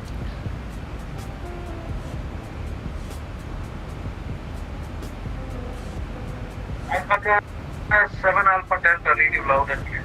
Thank you, sir. There you go, and that is exactly what we do at my operator, and that's to prevent something called PLOC, or what's known in the industry as prolonged loss of communication. It's actually quite a serious issue. You imagine, and you probably read it in the news, you've seen in the news, aircraft gets intercepted by a Eurofighter or Mirage or whatever the country you're flying over, and the most common reason is that the crew have not been monitoring the radio. And it's very easy. You might be thinking, well, how can two pilots forget to do that? Honestly, very easy. You imagine one of the pilots goes to the toilet, the cabin crew comes in, you can start chatting. You might accidentally turn the volume down on this one and turn up the service interphone, especially if you're talking to the cabin as well. And then when you finish talking, you go back to VHF, but you don't turn up this radio. So it's quite easy to do. And that is why we monitor 121.5, the international distress frequency, because before they'll ever send a jet to intercept you, they'll try and contact you in several ways. Obviously on the active frequency, they'll then try and contact you on 121.5. They might even do a relay, get someone else to call you. But after several attempts, depending on what country over you are, they'll escalate it. I've heard it several times on frequency on 121.5. You'll hear something like, this is the Spanish Air Defence, or this is the UK Ministry of Defence, Air Force. If you don't contact us, we'll intercept you. I've actually heard that on frequency, and then they still didn't contact. And then all of a sudden, within 15 minutes, have F-16s on their tails, and guess who has to pay the bill? Well, not the pilots, but the airlines do. So yeah, don't want to be doing that. And that's why we do that radio check every 25 minutes. Small fee, hi Captain, I'm flying from Cairo to Tel Aviv. That's a short sector. Enjoy. GJ says, last time I was flying, I could not turn on VNAV. Do you have any tips? Make sure you've got an active route in the FMS and you've executed it. That's pretty much it, really. Make sure you've got a VNAV engaged. It's very. 7 Alpha Delta West Station. Alpaca 7 Alpha Delta, go ahead. Alpaca 7 Alpha Delta, you are leaving my airspace. Contact Muscat 123.950. Good day. 123.950. Thank you very much for the ATC. Alpaca 7 Alpha Delta. Bye. Bye bye. Take care.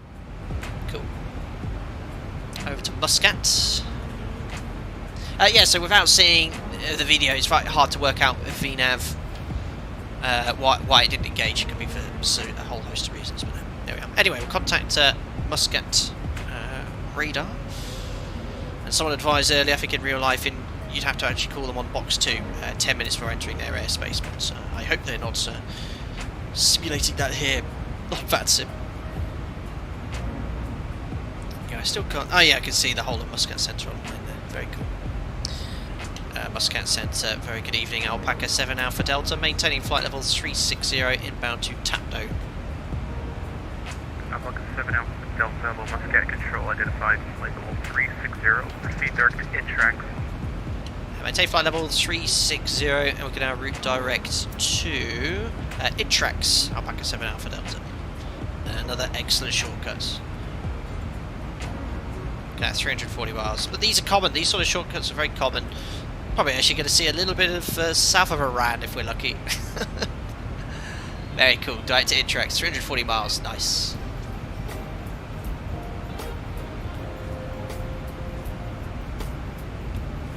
Vanis, is Aerosoft getting you to CRJ before the 16th? They haven't contacted me. I don't know if anyone's getting early access. I do have a relationship with a lot of developers though now, and I'm very fortunate to get early access things. No, at the moment I'll be streaming it on. I'll purchase it on the day of release. I like to have at least a couple of hours testing it, or at least a sector. So probably yeah, I'll stream around there for sure. Liam says, anyway, can I get access to the memory items for the 737? If you look online, Liam, and certainly some of the 737s like the PMDG come with a licensed copy of the QRH, so you'll find them there. Unfortunately, as much as I'd love to, I can't send you a copy of the QRH or anything like that, but if you ever want to ask me, you know, in Discord as a member, ask me what's the memory items, more than happy to tell you.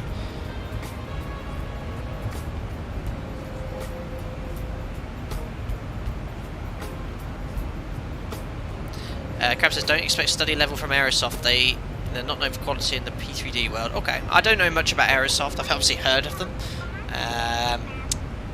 But I've seen some little videos. Yeah, I mean, it looks okay. Chris, do you like Microsoft 2020 or X-Plane 11? I see the pros and cons of both simulators. Generally speaking, I prefer X-Plane 11. By far the best kind of commercial aircraft available at the moment. Obviously I fly the 737, so the ZIBO mod is my go-to aircraft. I think obviously Microsoft Flight Simulator, the graphics are amazing obviously. For GA I love it as well.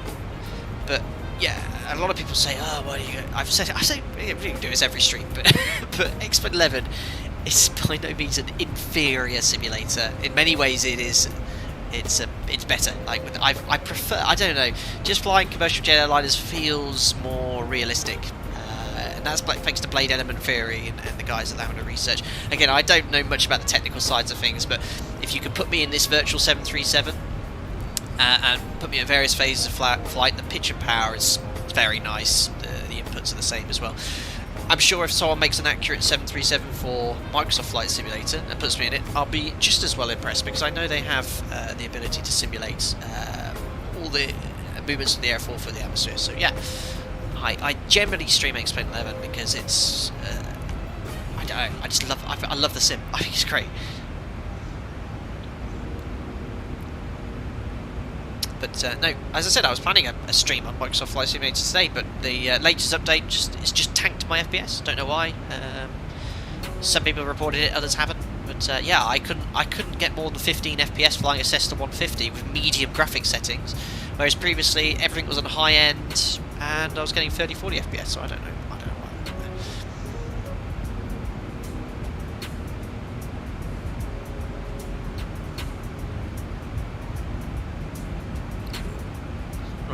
Top of descent, slightly longer sector than we do. Yeah, 282 miles, 17. But yeah, cracking headwind, 102 knots, pretty much on the nose here. No good. Oh, I can't believe the scenery. Oh dear, we're meant to be over here.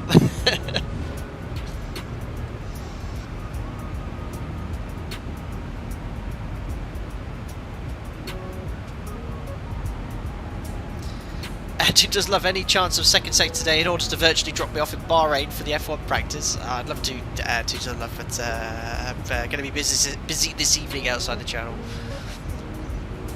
So just the one sector today.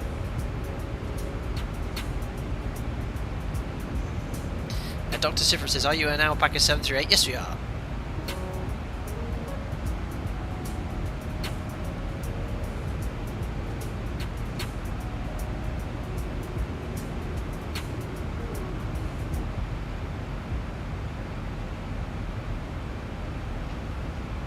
Jason, is that how you do it in real life when they give you a waypoint? You quickly search in the FMS before repeating the name because you aren't sure you've heard it correctly? Yes, Jason, that's quite common. So if they give you a shortcut, you're not sure of the sound. Obviously, I don't fly around this part of the world. When he gave me Intrax, I heard it. I I wasn't 100% sure on the way of reading it back correctly, so yeah, use your capacity to look at the waypoint that sounds like what he said and read it back. That's completely normal. And then if you're not so sure whatsoever, confirm again. Say, actually, no, did he say it tracks? Usually the second time they spell it, so that's normal.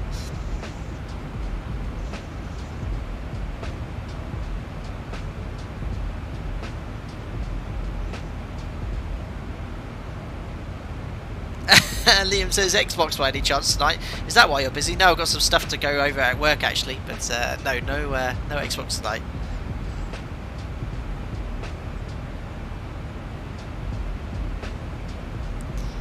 Joe Palmer, hi mate, I'm 17. I'm starting to think of flight schools. Any recommendations? Fantastic, Joe. That's very, very good. I don't know what your situation is and with your plans. I'd thoroughly recommend this if you're not in flight training at the moment, if you haven't started it, is perhaps hold off for a couple of years. The reason being that, as you're very well aware, the COVID-19 is it's not a word I like to use, but it has decimated the industry. There's not many jobs going on at the moment now. I don't want to. I hate saying this because I'm not a pessimistic person. I'm a very optimistic person. And I know the industry will rebound, but I've got a lot of friends. I know a lot of friends who either have thousands of hours flying experience or have finished flight training and they don't have any jobs. And I'd say if you're looking for flight training at the moment, really do consider holding off for a few years. Now, again, if you're in flight training at the moment, I know people don't like hearing this, and I know there's opportunities around the corner with this pandemic. You know, we're looking to be on the kind of like end of it. I really do hope so. So yeah. I went to Oxford Aviation Academy, or CAE Oxford. I think a lot's changed in the last 10 years. It was bought by CAE after I was there. I think the flight training school there is pretty good still. There's loads available. Best thing to do is look online, read the reviews, see what people are saying. You can do 2 courses, integrated or modular. Integrated is a little bit more intensive, you get things done quickly, it's a little bit more expensive as well. Modular, if you want to take your time doing bits here and there, that's way I'd also recommend doing it. That's why I wish I'd done it, because I would have saved myself some money back then. But yeah, loads of different ways of doing it. I don't like to sound pessimistic, guys. Really, I don't, because I know a lot of guys that watch this are in flight training, or they're looking for their first job, and it sounds horrible to hear that. But I mean, I've got to be honest with you guys. It's the situation. I've got friends who are great pilots. They're great guys, and they were just wrong place, wrong time. They left the company. They were in a notice period, and with what's going on, they look to come back. They go, oh, it can't be in a notice period, or perhaps they were looking to join another airline. They were only been there for 3 months, and yeah, a lot of the redundancies were based on seniority. So it's cruel, but that's the reality of the situation, guys. And that's why I say I'm so grateful just to be. I'm not flying much, but I have the job. I have a job to go back to. Anyway, I don't wish to carry on with that. Sorry for the pessimism, guys, but that is the situation. The difference between most of Flight Simulator and X-Men is like the difference between a Lamborghini and a Volvo. One will get you there, but not the prettiest. The other might get you there, but will definitely be on fire. Interesting comparison.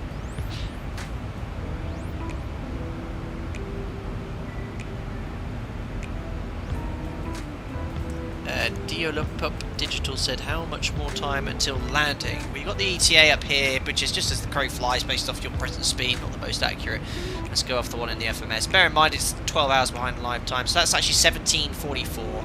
17:44, I reckon that's around right. About right. So about an hour. An hour will be on the approach, if not already on final. Andrea, when do you usually use the third radio and the third audio control panel on the 737? That's used typically by the observer, so someone that's sat on the jump seat. Very well modelled here. Not too bad, but you see this little red switch here. You push that in, and this is a metal. Oh, it actually got a click point there, but I don't think it's modelled. Yeah, this folds down and then sits in here. These little things here. It is the most uncomfortable seat you can possibly imagine. It is so uncomfortable. It's just a metal seat with a cushion that's about 1 inch thick. It is not comfortable. And then that folds up here, and is it there? I'll try and take a picture of you guys when I go flying, but there's a couple of hooks here, and then the seat kind of folds in there, and that's the jump seat. And behind this is a couple of cables for your headset, and then you can control that. That's the audio input for the VHF3, and then you can actually use the radio here to talk to ATC, listen to ATC as well. So that's the kind of observer's radio panel.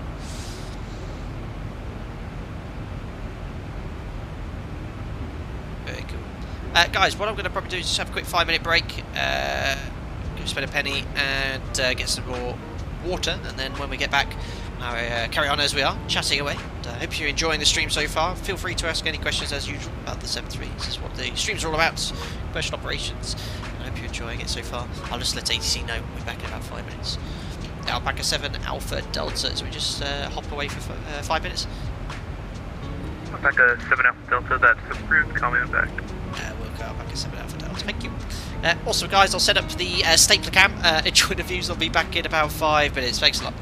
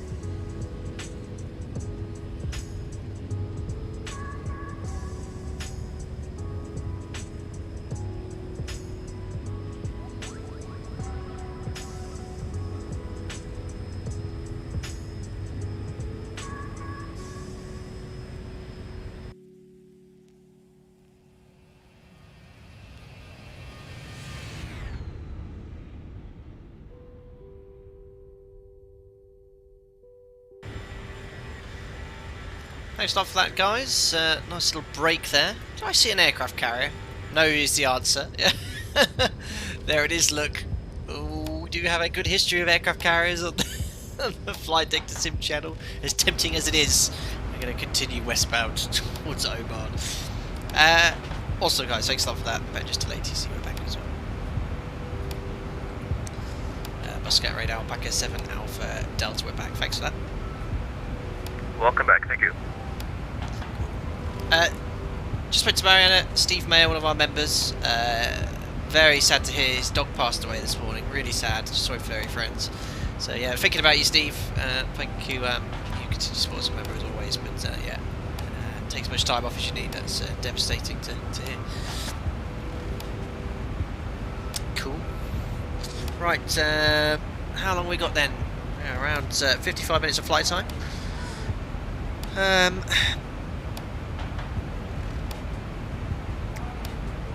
One big flappy voice. Imagine if the autopilot turned off. Yeah, I don't want that while stapling caps on.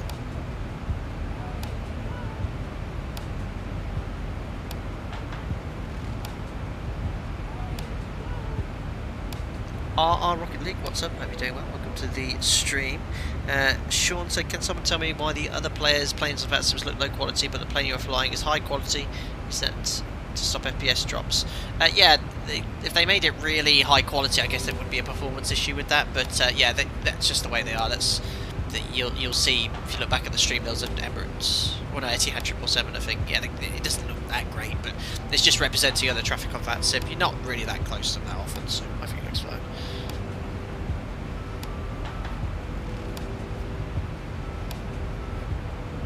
Curious Alpaca 7 Alpha Delta requesting diversion. Negative. Not to the aircraft carrier.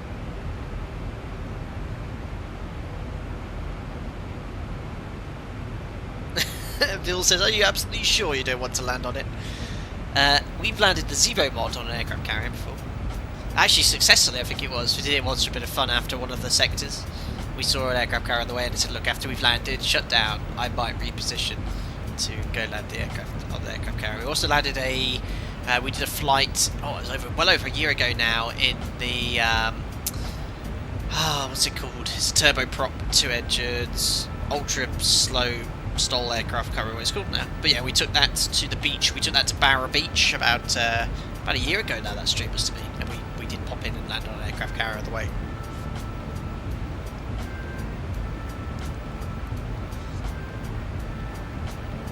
Anyway, finally we'll have some nice Ortho 4XP to enjoy as we approach it's been not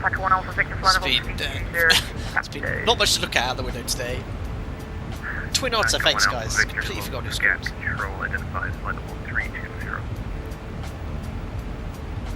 Billy Brownlee says, where you at?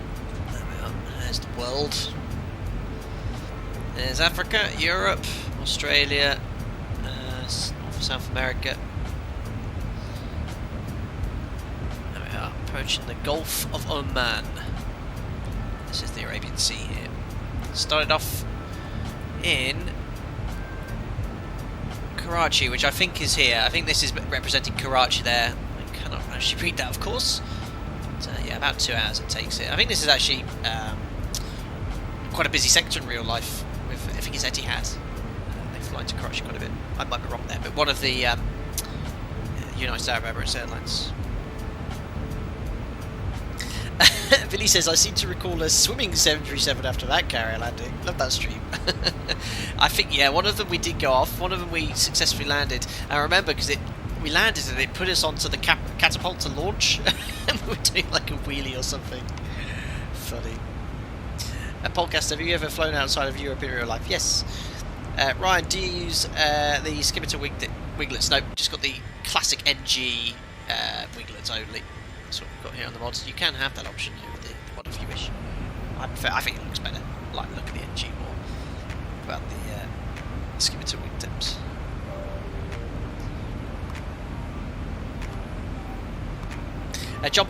John Padfield, which stream was the 737 carrier landing? Would love to watch it. I think if you literally type in YouTube Flight Data Sim aircraft carrier, I'm sure it'll come up with both the ZIBO Mod 738, which we did. It's a bit of fun after the stream had finished, and also the one was in the Twin Otter as well when we flew to Barra Beach. Actually, Mariana flew the ZIBO Mod at the start then. I remember. Black and red, is that TCAS on the Avitab map? Yes, well, not TCAS per se, but it does show you traffic, other traffic in your vicinity on VATSIM.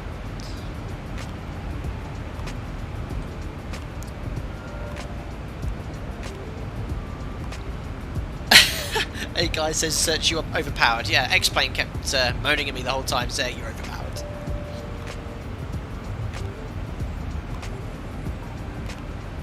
KSP stream soon, hopefully, says AV.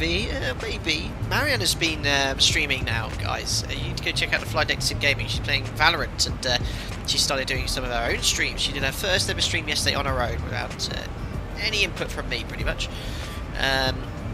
I promise I'll jump onto. I know we're not on ETS2 for 3 or 4 weeks now, and I've missed a couple of races for the Alpaca GT race series we're doing as well. So I've fired up a set of Corsa for a couple of weeks now. It's been strange because we're in lockdown, but I've been so busy with the channel. I mean, the priority is always going to be with Flight Deck to Sim. So we had obviously the Innie Builds Beluga released. That was all being set up as well.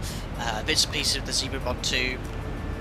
Updates, keeping up with that, and then having been in the sim last week for my sim checks, about a week before that I was spending a lot of time getting back up to speed, reading the manuals at work, which I've been doing the whole time off, but sort of coming up to sim check, been reading all the guides, so doing a lot of self-study.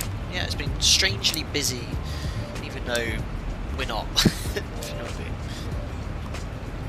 mean. Foxtrot Hotel, does A-Cars work now? Yes. We had a look at that last stream. Some of the basic features are CPDLC's coming, guys. So let's have a look here at the flight log. There we are. So remember these times, I'm running the sim 12 hours behind live time. So actual real live time was 15:34 off blocks, airborne at 15:44. But that's obviously based off time in X-Plane 11. Obviously the sensors are working, showing you the position of the air ground logic, all the doors closed, and the actual fuel on board as well. Get the weather, and we can do that now. Actually, let's get a cost request for Abu Dhabi.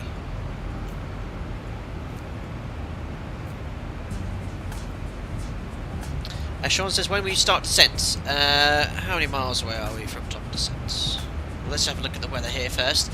Would you look at that?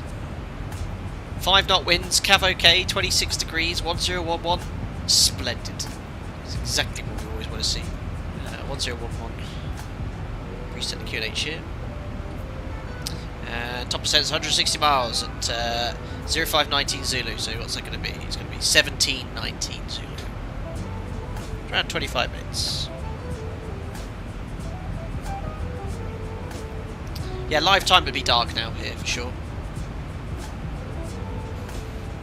Scott Morgan says, no excuses, better butter.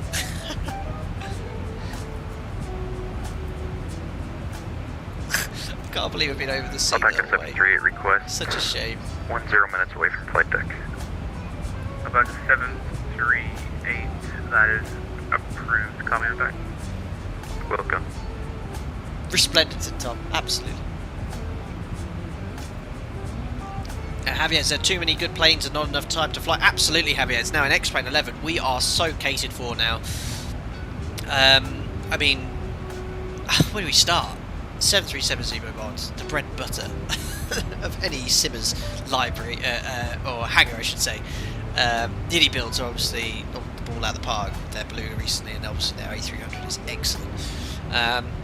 The FlyJ Sim, which don't receive anywhere near enough attention for me, especially as the 737 is obviously not type rated, but a lot of the skills are transferable onto that aircraft. The 727 we've not flown for a few months now. Flight Factor 757 is getting better. The IXEG, although every time I fly that, its little plug-in it has often corrupts other plugins, so I don't like flying 50, that often. I mean, 40, what else? What else 30, do we have? 20, 10. Oh, Pete! Oh, Natural Flops has come in. Thanks for the stream, Captain. I have banished Natural Flops to the YouTube dungeon. Oh. Good luck over the weekend. Thank you so much, Pete S, for the £10. Very kind of you. And oh, that's a shame. I like natural flops. In fact, that's the planned P-test. Is when I've unlocked my next custom emoji on YouTube. I was going to use natural flops. Please bring it back. Thank you very much, Pete. Very kind. Thank you very much for your extraordinary generosity as well. That's very kind. And, enjoy your weekend too. Thank you. Sorry, yeah, Tolis. I've not been talking about Airbus, have I? Sorry. Obviously the 300, but the Tolis, I've heard it's very good. The Rotate MD-80, Rotate MD-11 is coming out as well. Flew the MD-80 recently. Yeah, they're just some of them. Tupolev, yeah. Oh my god. Oh. Colomar to Concorde, obviously very well modelled with the complexity of that aircraft. I quite enjoy flying that. We've done a couple of Concorde streams recently. The Tupolev has not been flown in such a long time now as well. Felix will be most disappointed. I know he's busy with his 200 at the moment. The V Skylab's Contraventus, yes. Still have that in my hangar. Has not been flown for a long time. The V Skylab's Contraventus, the solar-powered 20-knot plane. The Blériot 11, obviously, that's actually one of my favourite aircraft in Microsoft Flight Simulator. That's really cool. What I'm looking forward to is actually some really... One area of this channel we've not flown much of is kind of retro aircraft. When I mean retro, I'm talking prop liners. I would love to see... the V Skylab's DC-3 is pretty good. And I know there's one coming from Microsoft Flight Simulator.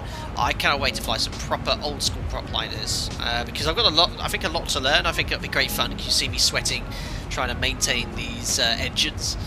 I know PMDG have a DC-6, as if I explained, but it's well very out of date. I was told basically not to touch it with a barge pole, so I haven't. But yeah, that's looking for some things like the Connie. Don't forget Constellation, some more DC-3s. Wing 42, I think, are making a Lockheed Vega. Should be really cool. Yeah, there's so much stuff I still haven't flown. I know a lot of people want me to fly that TBM, the Hot Start TBM. Yeah, loads of stuff. Microsoft Flight Simulator came out with a Spitfire. I saw that as well. I mean, Spitfire would be really, really cool to fly. Navigation-wise, you know, just have to do it visually. Oh, the VC-10 actually coming, I'm looking forward to. That would be really cool. That's proper old school jet, that is. Right, anyway. Alpaca 7 Alpha Delta, report your Mach number, please. Alpaca 7 Alpha Delta Mach decimal 77. Alpaca 7 Alpha Delta, increase Mach decimal 79er. 79 Alpaca 7 Alpha Delta. East boss. There we go. So, hand over control to Jim. We'll start sending up for the approach.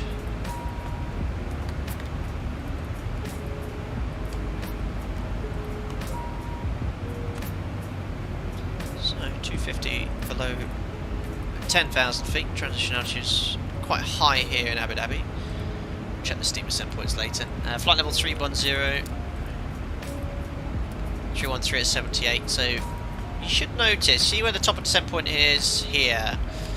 It's around 120 miles away. Now when I put the strong headwinds in here, it should put the top of descent further away from us. So have a little reference of where it is now. Well, actually, if I try and do it in this view, you should see it should move back. That's why I love the ZIBO mod so much. It takes all of this into account. So let's execute that. See how it moved back a little tiny bit? Did you see that? Barely at all. But you might have to play it back. But it went back around 3 or 4 miles. But that makes all the difference because with such strong headwinds, it needs to delay the top descent point to maintain idle, what do you call an idle thrust descent. That's why I love the ZIBO mod. This is one of the hardest ever things I think ZIBO had doing, was implementing the idle path descent for the 737. Very tricky to model, but he's done such a good job. I mean, even in the real aircraft, guys, it's not perfect. Sometimes it just doesn't maintain your target speed. And he's modelled it. Let's try the next wind and see if it does it. So you see where it is, it's pretty much right on the 120 mile mark, execute. It's marginal, it did move a tiny bit because it's already got this wind in, there isn't much change with the average. But yeah, you should have seen that. 320, it's hardly moving, it'll be like 100 metres maybe. Doesn't matter what order you put it in either. This will hardly move it. No, you couldn't even see it move. But yeah, it's pretty cool, isn't it? QNH we've got already, 1011.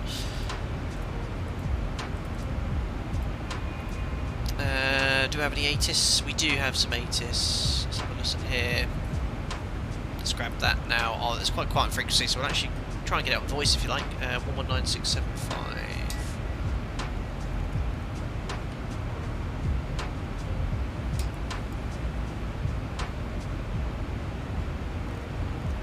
Yeah, not coming up on voice. VATSIM ATIS voice. It came up briefly in Karachi, but I've been struggling to get anything on box 2 for ages now. Just detune it as well. Anyway, on text it says here, Abu Dhabi, departure and arrival information Bravo, 1600 Zulu, so it's an hour old now. Expect ILS approach runway news through on left, so as we planned. Surface wind 2704 knots, cabin K, temperature 26, dew points 15, QNH 1011. CPDLC data link available for clearance, contact clearance delivery when ready for push and starts. Takeoff operation should ensure that Mode S transponders are used. So there we go. 23-1 left. Decimal 76. Decimal 76, Sky 703. So that's done. Do you about good question, Steel C. Do you worry about ISO deviation? Yeah, typically not. I mean, if it's massively different, you can put it in. It doesn't make a huge difference to your profile, so I should be putting in here. So what you do, you take the average on the ground and the average from your top of descent point. So you can see here, top of descent. ISO deviation is +7. There you are. So it's +7 degrees here. And what was it? 26 degrees. So it's about +10 on the ground. It is at sea level. So you could put a +8 as a rough average. Generally speaking, I leave it because it's not, unless it's quite a significant difference, but it does make a slight change to your vertical profile. But yeah, should put it in. Fixturing's in for runway 31 left. 10, 4, 3 times height, 36,000 feet. So it's 108 miles, roughly where top of descent should start. You can see, look, the ring's pretty much on top of descent and just gives you an approximate area of where you're going to be starting descent there. Arrival we're expecting then is a Rovos 3 Juliet.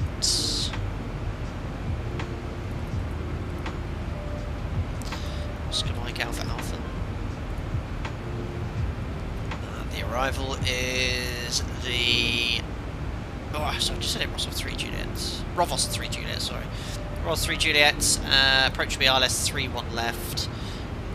And the airport, select this chart. They've got a nice little parking stance chart as well. Parking stand charts are... they don't have the moving aircraft on, which is a shame, but they are going to give you far much more detail for taxiing with JEPI charts. They're a bit different on my operator. My operator has an aerodrome overview chart, which has basically, it's like the airport chart, but it does have all the taxi lines on it. JEP charts don't have it. That's not Navigrap's fault, that's Jepperson. I remember when we used to have JEPI charts, it was always tricky to see the taxi routing.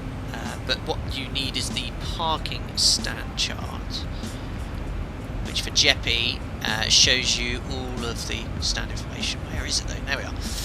So yeah, this actually has an overview here. Look, you can see all the parking stands as opposed to the airport chart, which you don't. Cool. So, routing starting in at Rovos. Let's go over to plan here. Plan lets you flick through the FMS pages using step. Rovos then, max 250 knots, at above 13,000, at above 10,000. That's coded in the FMC. We're then going to go to Merpu, max 230 knots, at above 7,000. That checks. Then we're going to go to Bossig, max 210 knots, Bossig 210 knots or below. So VNAV should cater for all of these restrictions. Alpha 520, at above 6,000 feet, checks in the FMC. We then have Intren. So there's our left turn on the 3-1 left Intren, max 210 knots, at above 5,000 feet. So that's all checked. It's an RNAV arrival, RNAV 1 required, so 737 you got FMS, and GPS, GNSS required, so you got GPS. Do not descend below ATC cleared levels on the charts. Elevation, we've got 100 feet set on the land out. And that's the routing. If it's busy, we've got holding actually to the north and lower up on our arrival here. Oh yeah, holding's at Rovos, look, 280 right hand turns. So that's the routing, that's all checked here. We'll go on to ILS 31 left. 251, 3 1093, active, box 1 and 2. 306 is the courses. 251, marhaban, requesting 500. 306 is set. It says a mandatory 3,000 feet at Imosu. There you go, Imosu 3,000 feet, but what I can do is at Lubbock put 3,000 feet or above. There's no mandatory restriction here. That will just ensure VNAV will manage a little bit more of a CDA. So that's set. Let's have a little look at our fixed-wings as well. So Imosu, hard altitude 3,000 feet, that's the point at which you intercept the ILS, so that's fine. Want to be doing 180 knots or less at that point. VNAV has 159. Perfect. So, we know the routing. If we don't do the transition via Airline, it'll be vectors, otherwise we're going to intercept the localizer 306 platforms, 3,000 feet to intercept the glide slope at Imosa, that's checked.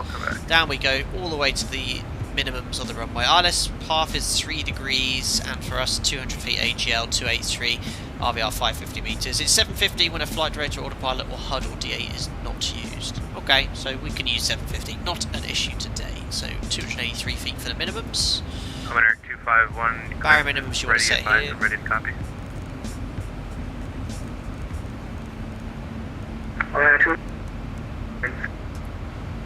Again, the flight plan route took us right over here.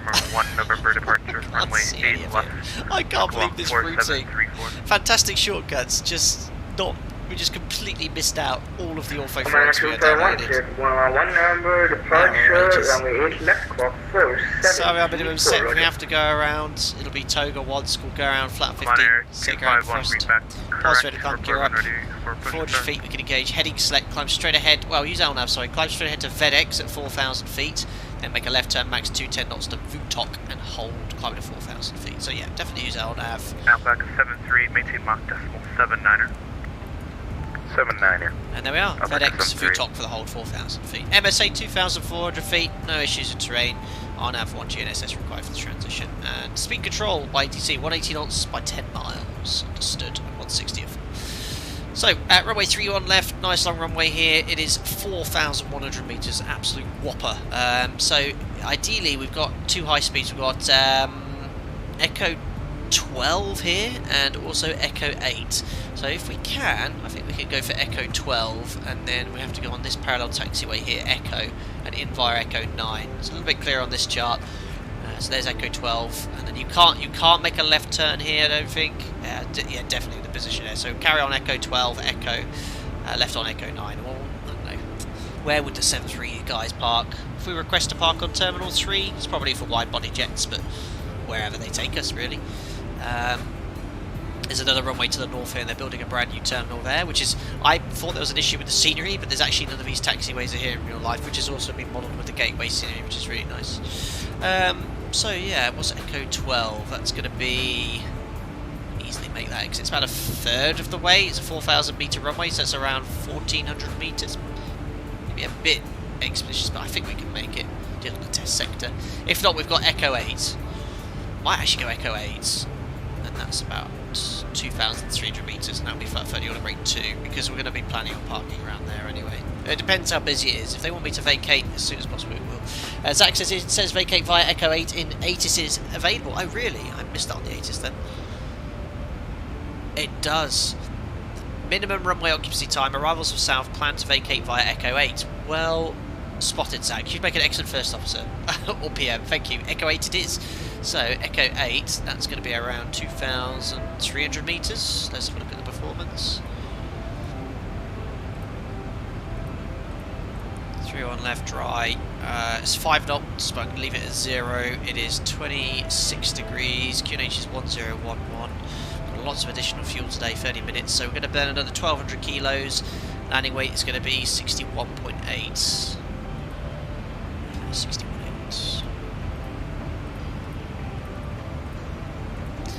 There we are, look at that, plenty of runway there. Flat 30, order break 2, 2,146. I reckon that'll be hunky-dory for us to vacate at Echo 8 as advised on the ATIS. So we're going to go flap 30. And order break 2. 60.8.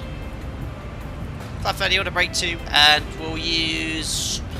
I mean, if we were doing a turnaround, I'd be using second detent reverse thrust. As it's the last flight, what we'd be doing in real life is idle reverse. So I'm going to use idle reverse for this landing. and we'll vacate and Echo 8 and then, yeah, wherever they send us really, ladies and gentlemen. There we are. Very cool. Any questions? My controls, Jim, thanks. Guru, what kind of situation would you use flap 40? Generally the shorter runways. Flap 30 is the default landing flap, so runways are typically less than 2,000-ish meters. Landing gear 001, is there any indication in the cockpit that shows the outside air temperature? Yes, the FMS, progress page 2. You'll have here the static air temperature. So that's the actual, if you were sat outside the aircraft, it's minus 56. Now I've got a funny feeling X-plane, it always is at minus 56. I think when you get above a certain height, it's just because I flew Concorde last few weeks ago, it was minus 56 at 60,000 feet. So yeah, it's up at obviously always minus 56. But yeah, that's the actual outside air temperature of the aircraft. Your total air temperature, which is here, is minus 29. The difference is so-called ram rise, and that is the friction of the air heating up the pitot probes. So that's the difference there. The actual physical outside air temperature, or sort of static air temperature, is minus 56. If you speed up, you'll see the TAT increase, which I have demonstrated before. Very cool.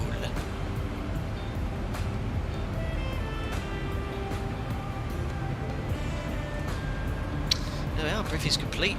Nice and quiet here. The VATSIM event has kicked off, but obviously remember it wasn't between Karachi and Abu Dhabi. I think it was between Abu Dhabi and one of the other, I think it was Doha. It was a little bit busier between those two places. But no, we've got a nice little alpacalypse coming in from Karachi. It's about 6 of us. And obviously I only published this stream last night, but I only posted on socials about a couple of hours before the stream. Should be a nice little bit of traffic for them to manage. And we'll have ATC for the rest of the sector the entire way. Pretty cool.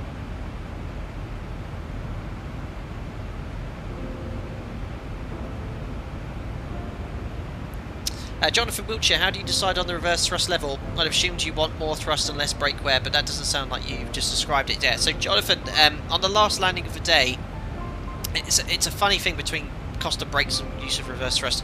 My operator actually wants us to use idle reverse, usually for several reasons, like noise is another one at night. We're trying to help out airport authorities, but I generally think that's the main reason.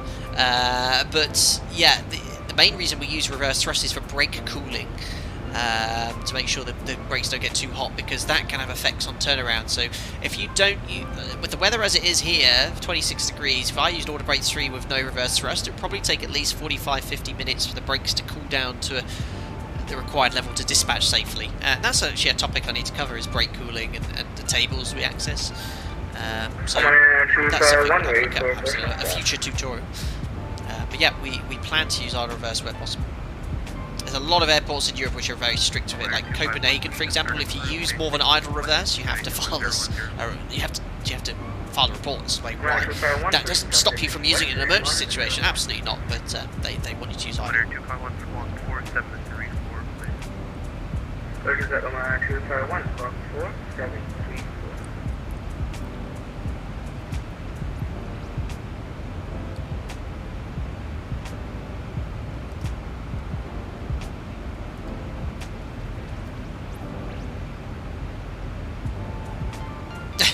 Ram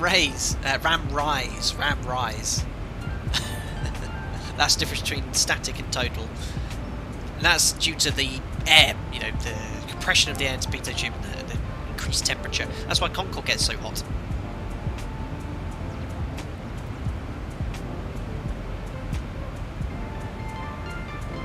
Sean, have you ever had an emergency situation in real life when flying? Is it very rare? I've never had a mayday in 10 years, and it is incredibly rare. But they do happen. Most common reason would perhaps be a medical emergency. They happen more often than a technical problem. Oh look, some ortho for you to enjoy. Right to the top of the set. Only in airborne for an hour and 30 minutes. That's such a shame. But guys, yeah, if you get a chance, download the Bing Maps ortho for South Pakistan for our routing. But make sure you request a flight plan route from ATC. Alpha 7 Alpha Delta, when ready to send flight level 180 to be leveled by ITRAC. When ready, descend flight level 180, level by ITRAC, Alpaca 7 Alpha Delta. There we are. So when ready, still a way to go. I shall put this restriction in there, so 180 is preset there, and that's going to bring our top percent a little bit closer because we're estimating 212. So that's executed, and top percent now is 20 miles away. And descent speed is 284 knots, perfect. What I'm going to do here is put 78 and 280 knots on conversion, unless he tells me something else. And if we go to cruise, I'm going to close the speed window now. That's going to go initially back to whatever it was, 76, but I'm going to put 78 here as well. Execute. There we are. So now VNAV has been updated. We've told it what speed we want to fly. It'll fine-tune that top of descent point to ensure that we're maintaining that target speed of 280 knots with idle thrust. Zach says flight data sim Charlie is now current. Okay, new information then in Abu Dhabi. I have information Charlie. Expect free run left. Temperature 26, 13. QNH is the same. 10. Oh no, 1012 is the new QNH. 1012. That's preset. Fly Echo 8, please. 4 minute runway occupancy. Yep, all looks good, guys. Thanks for that. Cheers, Zach. Todd, in the forecast page in the FMC, do you input the airfield QNH or the QNH given when you're instructed to an altitude below transition? The airfield QNH, Todd. That's what we put there. So whenever we find out what the forecast QNH is, we punch it in. Planning in the top ascent spot on the 3 times altitude mark. Yeah, that's just coincidence. Now, you imagine, let's just say the runway was east-westerly facing. If we were actually landing on runway 09, let's say, you'll notice the top descent point can be quite a way beyond the descent point, because obviously you've got to go past the airport and round. And plus, remember, this arrival is a little bit of a wiggly one here. So yeah, it's just coincidence. But the idea of that rig is just to give you an approximate location for top of descent.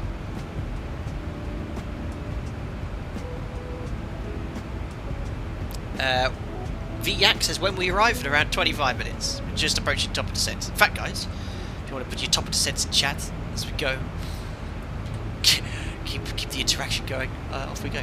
Yes, look at the ortho. Lovely. It's good here, though, doesn't it?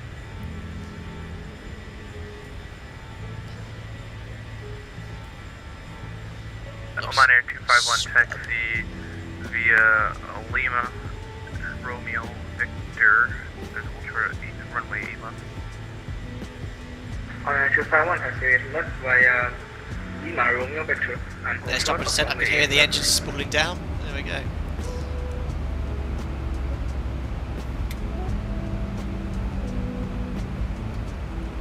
Wow. Outback of 738. It's here descending. Report your intention. Who's descending? That was not intentional. We're climbing back up to 340. Uh-oh. Back 738, that's no problem. When ready, descend to flight level 180 to level 1. Please note this telephone number. 180 level looks by great, isn't it? I've said it 73. before, I personally think, well, this is just Zoom level 16. You can go higher resolution here. I personally think it looks better than the Microsoft Flight Simulator's textures at high altitude. I think it looks absolutely awesome. Look at that. Alpaca 7 Alpha, Delta on conversion, maintain 290 knots or greater. On conversion 290 knots or greater, Alpaca 7 Alpha Delta. So, we just need to tell the FMS that on conversion, as we descend, maintain Magnus or 78, when we get to 290, we'd like to maintain that speed. It might affect the profile slightly. Yeah, it's changed it by 1,000 feet, and that's normal because it needs a slightly steeper profile. So you can leave it in VNAV, it'll now do 1,000 feet per minute with FMC speed to recapture that path. That's completely accurate, guys. And then when it's there, it'll then descend to maintain 290 knots or 78 initially. This is the best desktop simulator that replicates. This is so accurate. Very, very good. 80 knots. 280 knots on conversion, Alpaca 738. With Sky 7. Don't often do these external views, but especially in the descent there, but I think today definitely need to. It's going to retard, you can tell by the noise. Good. Sorry, I forgot your call sign. Yeah, with Sky 7039er. On conversion, maintain 270 knots. Thank you. What version of the ZIBO mod is this? 34613, so. Yeah, so the mode disconnect temporarily. It's maintaining decimal 78, Connect later. and then when it does, we'll go to 290 knots. Alpaca 1 Alpha Victor, that's fine, but depends if we're going to come back in time or not. But yeah, you can. What do you think is in time? Back over 25 degrees, so we approach 30,000 feet. Now you see that the colours slightly change, but that's just because the photo images are slightly different colours. Otherwise, it looks incredible. Yeah, it's your call if you'd like to disconnect. Yeah, I'll temporarily disconnect just to be sure. I'll pack one else later. Amy's having to disconnect. Bye. M2 CRTV for you says do a touch and go. If we screw it up, we will. Guys, did you like my last tutorial as well? I released on Monday, the engine failure and final approach. Enjoyed making that one. It's quite good because we covered it recently in a training sim, and I thought, you know what, that's a really cool topic to cover because it's something that's, I don't think, there's not really many tutorials on the internet about that. Not that you should be following that guidance if you're a real pilot, but it's basically exactly what we do. What arrival can we expect in Abu Dhabi? It was nice to cover that. Alpaca 73, that's going to be assigned by UAE radar. There we are, so Roger. back to 290 knots target speed, just make sure the thrust is idle. There we are. Back on 25 degrees, down we go. Bert Feller, sorry, might have missed the response. Are Ortho Tiles freeway? Yes, completely free to download. Yeah, GBC guy, did you use a different mic for that one? Sound was different. Yes, so when I started the channel, I bought myself a Bluebell mic to record my tutorials, which I've always done. This headset is the SteelSeries Arcticus 5, which I use for streaming. Genuinely now, if you guys have watched that tutorial, I actually did ask the question, some people have replied. What do you think sounds better? Would you prefer recorded tutorials Alpaca using 7 Alpha Delta, contact UAE radar 132.15. 132.15, Alpaca 7 Alpha Delta. Have a great day, sir. Bye. What would you guys prefer? Do you prefer the audio from this or from that microphone in my last tutorial? So yeah, if you go to my channel, it's the last video, engine fail and final approach. Because yeah, I'll be interested to hear the feedback. I always presumed that the Bluebell mic was slightly better, but the problem with streaming is if I'm always moving my head around, you wouldn't hear, as opposed to this headset, which is obviously on my face, or my head, not my face. You know what I mean? UAE radar, very good evening, Alpaca 7 Alpha Delta, maintaining flight level 180 to be level at INTRAX, speed 290 knots. Alpaca 7 Alpha Delta, UAE radar, good day. You identified flight direct Rovos, descend altitude 10,000 feet, QNH 1012, level Rovos. Route direct to Rovos, and sorry, just confirm that altitude, Alpaca 7 Alpha Delta.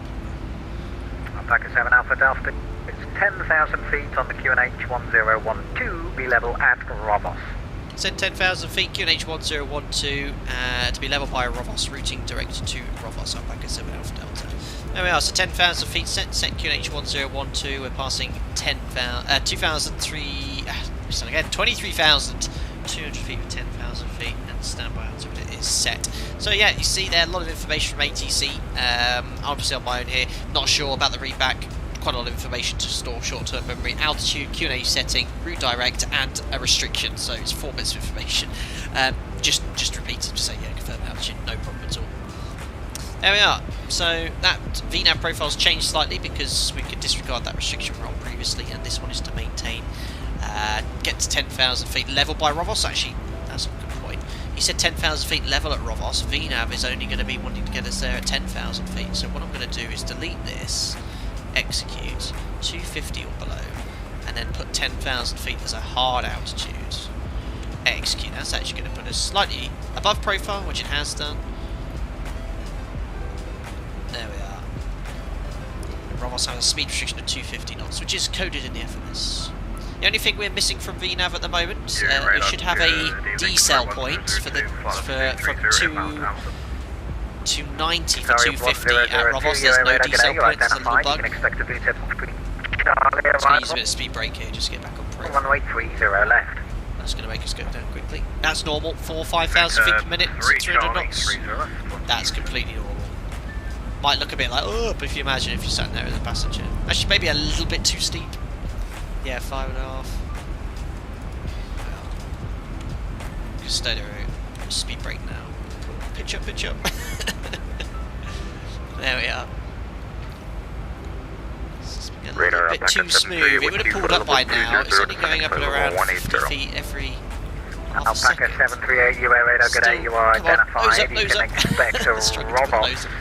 It's been changed, I think. It feels a bit less aggressive. Delta arrival, runway 31 A left. little bit more aggressive than that. Rovos 5 Delta 31 left, Alpaca 738. Alpaca 758, fly direct, Rovos. Descend, altitude 10,000 feet, QNH 1012, level Rovos. Let's see what sign on now. You said Alpaca 758, is that for 738? Sorry, yes, it's my eyes. 738, direct Rovos, 10,000 feet, QNH 1012, level Rovos. Looking good though, isn't it, guys?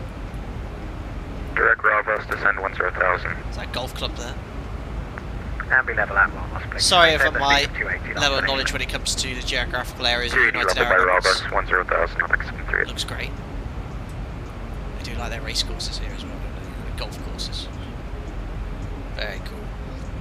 What's the arrival? Says Q. We're going to be Star flying 100, contact the Abu Dhabi Rossels radar, regions. 1244, bye-bye. 1644, Qatari 100, bye-bye.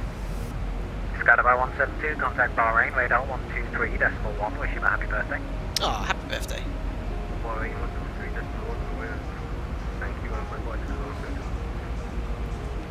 Happy birthday to whoever that was as well. So arid, isn't it? That looks like Mars.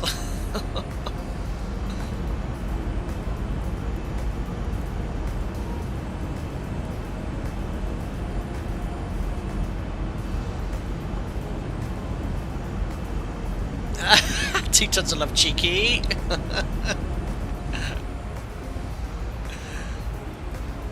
Okay, not doing too bad a job.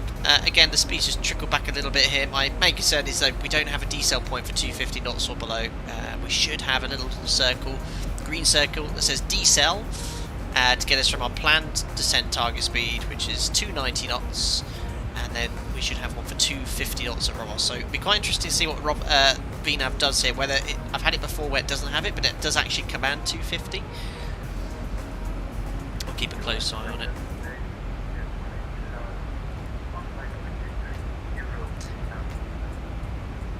Eddie 18 Charlie UA radar, good day, you identified, expected Kili 3 Amazing. Delta, 600 people runway watching, guys. If 31 you're enjoying the stream, thank you so much for popping in. Don't forget to smash the thumbs up button as well. We are on our descent into Abu Dhabi, our first ever time visiting the capital of the United Arab Emirates in the ZIBO MOD 737. It's been a very chill, fun stream. Thanks, guys.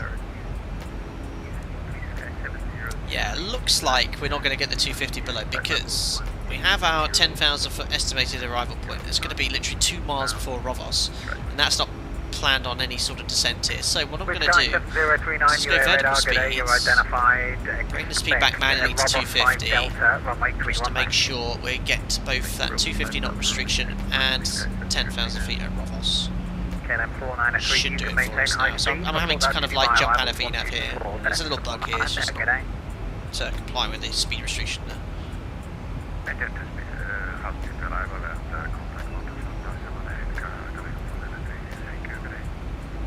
To confirm, it's 124.9, sir. Landing gear 001. Next, you should make an Alpaca Airways safety video or an announcement plug-in. Have you not seen the Alpaca Airways advert? Oh, landing gear 001. And ladies and gentlemen, if you are interested, just type in YouTube search Alpaca Airways and enjoy Alpaca Airways flight deck to sim. 1,000 to go. Alpaca 7 Alpha Delta, report your speed to Abu Dhabi radar 124.4. Bye bye. 124.4 the speed, Alpaca 7 Alpha Delta. Good day, sir. There we are, Abu Dhabi radar, approaching 10,000 feet of Rovos at 250 knots. Very good. Actually, he probably didn't want me to slow down, but I should have confirmed with him. But with traffic behind, but I have to comply with their arrival if they say otherwise.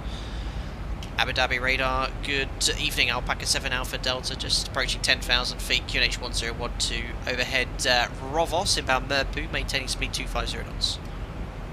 Alpaca 7 Alpha Delta, Abu Dhabi radar, hello, expect vectors ILS 31 left, fly heading 265, descend at 9,000 feet. Vectors for ILS 31 left and descend 9,000 feet to confirm, Alpaca 7 Alpha Delta. Hey, Fed, just report your assigned speed. We were assigned 290, but I did slow for 250 for Rovos. Let me know what speed you like. You maintain 250 knots, 250 knots, Alpaca 7 Alpha Delta. Now we are, so on the vectors for the approach there, so 9,000 feet set, vertical speed 250 knots. And we'll do the post-cruise checks now, so fuel 4 pumps on, lights come on as well, logos on. Turn the music off now, guys. APU's off. 7,000 feet, Qatari 100. Pressurization 3.0 set, verify seatbelt signs are on, and recall. There we are, checks complete. So, vectors, guys, just get rid of the restrictions here. Now, it's very likely you're going to get more of a direct here, so what I'm going to do is initially just put Alpha Alpha 430 to the top. That's roughly where we're heading, and then just bear in mind if they get busy you might have to put these waypoints back in, but you said we can expect vectors. That's put us a little bit below profile, but I'll just do 1,000 feet per minute until we get back onto it. There we are. Alpaca 7 Alpha Delta, descend 7,000 feet, expect straight in, 31 left. Descend 7,000 feet, expecting straight in, Alpaca 7 Alpha Delta. 7,000 feet set, great ATC, that's exactly the information you want to hear as flight crew. You know, am I going to get a hold, how many track miles, or he said it exactly as is, you can expect straight in, perfect. That way, I'm confident with me updating the FMS. Always important, even for the vectors, to keep the FMS updated. That way you get the VNAV guidance to give you a rough idea of how high or low you are. You can also use your 3 times your height, 33 miles, want to be around 10,000 feet. We're at 8,000, so about 1,000 feet low, and that makes sense that 1,400 feet. So always use that mental maths backup as well. Look at this, Orpho. Abu Dhabi radar, hello, expect vectors ILS 31 Using more flights here. 9,000, expect radar vectors 31 left, Alpaca 738. Amazing. Alpaca 738, correct, after robots, fly heading 265, maintain 250. So these are the MPS scales I was talking about earlier. This is an update in the mod which represents some of the updates you find with the latest 737s out of the factory in Boeing, the NGs, the last ones. Goes to the MAX as well, so you have here Alpaca 7 Alpha Delta, reduce speed 230 knots. speed 230 knots, Alpaca 7 Alpha Delta. So 230 knots is set. So how this works is the MPS scales, you have here the white diamond, and we're just out of range at the moment, but you get the white localizer here. And that's the glide slope and localizer indications. These little pink diamonds are referencing your lateral distance here. So you see them a little bit right of the magenta line, that's why that little pink line is moving slightly to the left. You'd also have a left-right track indication here as an option too, and this is obviously your VNAV profile. You'll notice when the path comes back in, this diamond here, you'll also get this diamond as well. So it's just a visual representation of the VNAV path on the PFD is this magenta line, and then your lateral deviation from the magenta line is this little pink diamond as well. But your localizer will come in. Alpaca 7 Alpha Delta, descend 5,000 feet, speed 210 knots. Descend 5,000 feet, speed 210 knots, Alpaca 7 Alpha Delta. So yeah, they'll come in. You'll see as the path comes in, the magenta line too. It's really nice. What does straight in mean in ATC speak?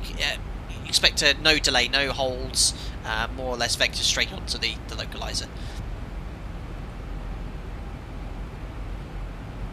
So when ATC gives you speed, you can also update the FMS as well. That way VNAV will give you a more accurate path based off your assigned speed. And it's all about trying to maintain a continuous descent here. Sorry, 100, turn right, heading 220 degree. Right, heading 220, Qatari 100. Cool.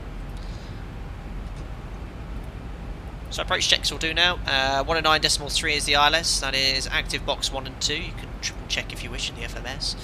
Fixed wings in for runway 31 left, 10-4. Idents we're looking for India Alpha Whiskey. We have no ident just yet. No ident here on this side too. Standby instruments are set. Courses are 306. So approach checks is done. Alpaca 7 Alpha Delta, correction descent 2,500 feet. Descent 2,500 feet. Alpaca 7 Alpha Delta. 2,500 feet checked. Alpaca 738, descent 7,000 feet, speed 230 knots. 7,000. Akim, hi Captain, quick question, how does an airline obtain charts to the airports in stars? They'll purchase it from a provider, aka Jefferson. nav blue, and then they provide them. Sky 7039 Abu Dhabi radar. Hello, expect vectors ILS 31. Really shallow off that descent now, so you can see that magenta MPS scale come in. And again, look, if I update the FMS look, you'll see the lateral indication will update to show we're on profile. So if I go to Lubic look, execute, boom, it'll put us straight on profile. And there we are. You see now, there's the localizer on the MPS scale, showing fly left. There's the glide slope as well. And see how it parallels the VNAV path profile pretty closely? That's really neat. Turn right 230 degrees, cleared ILS. So yeah, that white diamond is the glide slope. And when you get localizer glide slope capture, that will come to the conventional display. I should have explained this. 280 to establish, Qatari 100. Alpaca 7 Alpha Delta, turn right 280 degrees on the heading, cleared ILS 31. Riding 280 degrees on the heading, cleared ILS 31 left, Alpaca 7 Alpha Delta.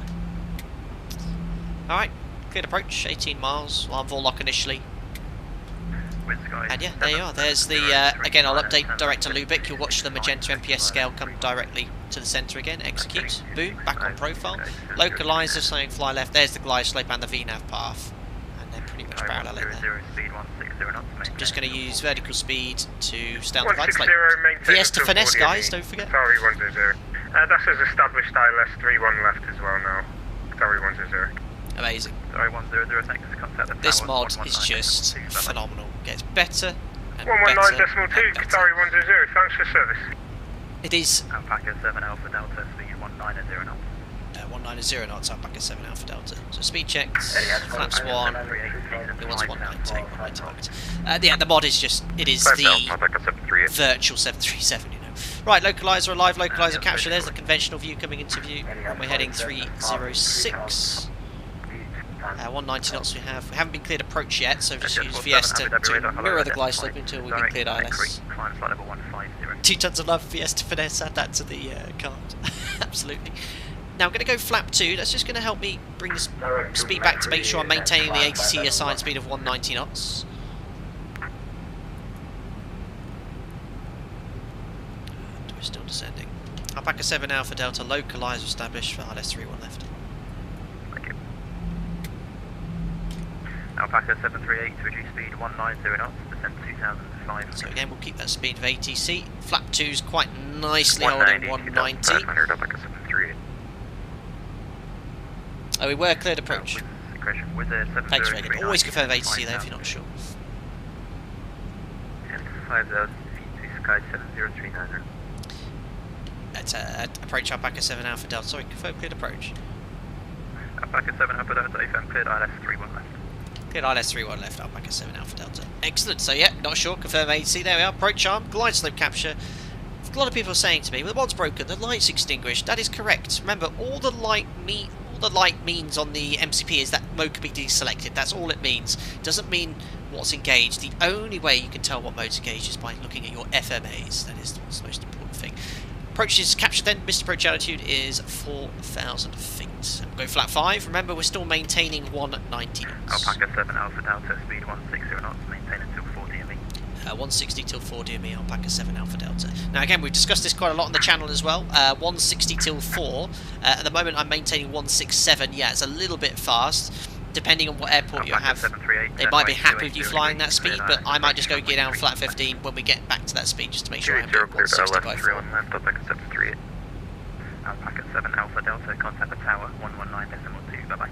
Tower 119.2, Alpaca 7 Alpha Delta, fix ATC, bye. Yeah, that controller is excellent, really nice. Let's get ground on standby. Ready to go get down flat 15. Tower, good evening, Alpaca 7 Alpha Delta, established ILS 31 left, approaching 7 miles, and maintain 160 till 4. Alpaca 7 Alpha Delta, Abu Dhabi Tower, hello, continue approach, remain 31 left, and number 2 for gate Echo 8. Continue approach, expect Echo 8, Alpaca 7 Alpha Delta. So, he wants 162.4, so we're going to configure a little bit earlier today, get down flat 15, there's 160 knots for him, and landing checklist of flaps. Start switches are continuous, recall is checked, speed brake, on green light, landing gear, down 3 green, auto brake set to 2. And we're going to wait now until around at least 4 miles, because we need to maintain 160 with ATC.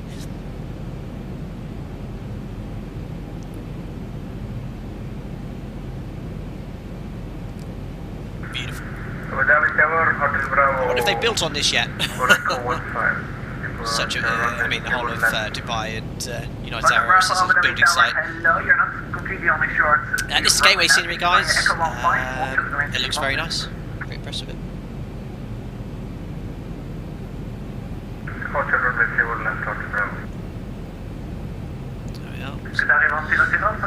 So usually I would have started configuring at 4 miles, so we're just waiting for a little bit longer for the landing flap.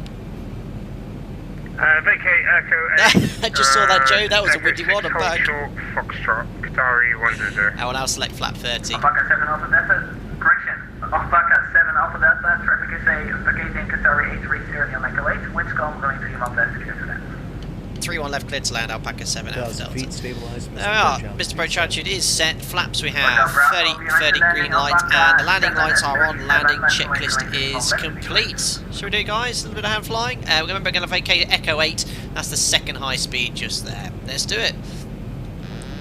All applies disconnected. All the throttles disconnected. I'll see what I can do for you guys. No wind in the sim.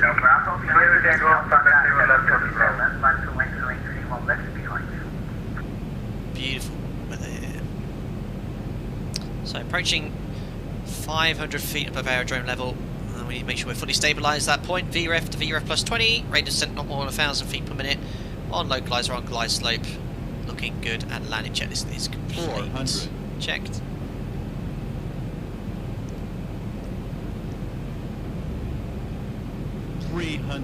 Checked. Alpaca 7 Alpha Delta, go around.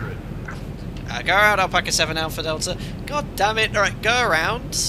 Alpaca 7 Alpha Delta, climb maintain 4,000. Flat 50.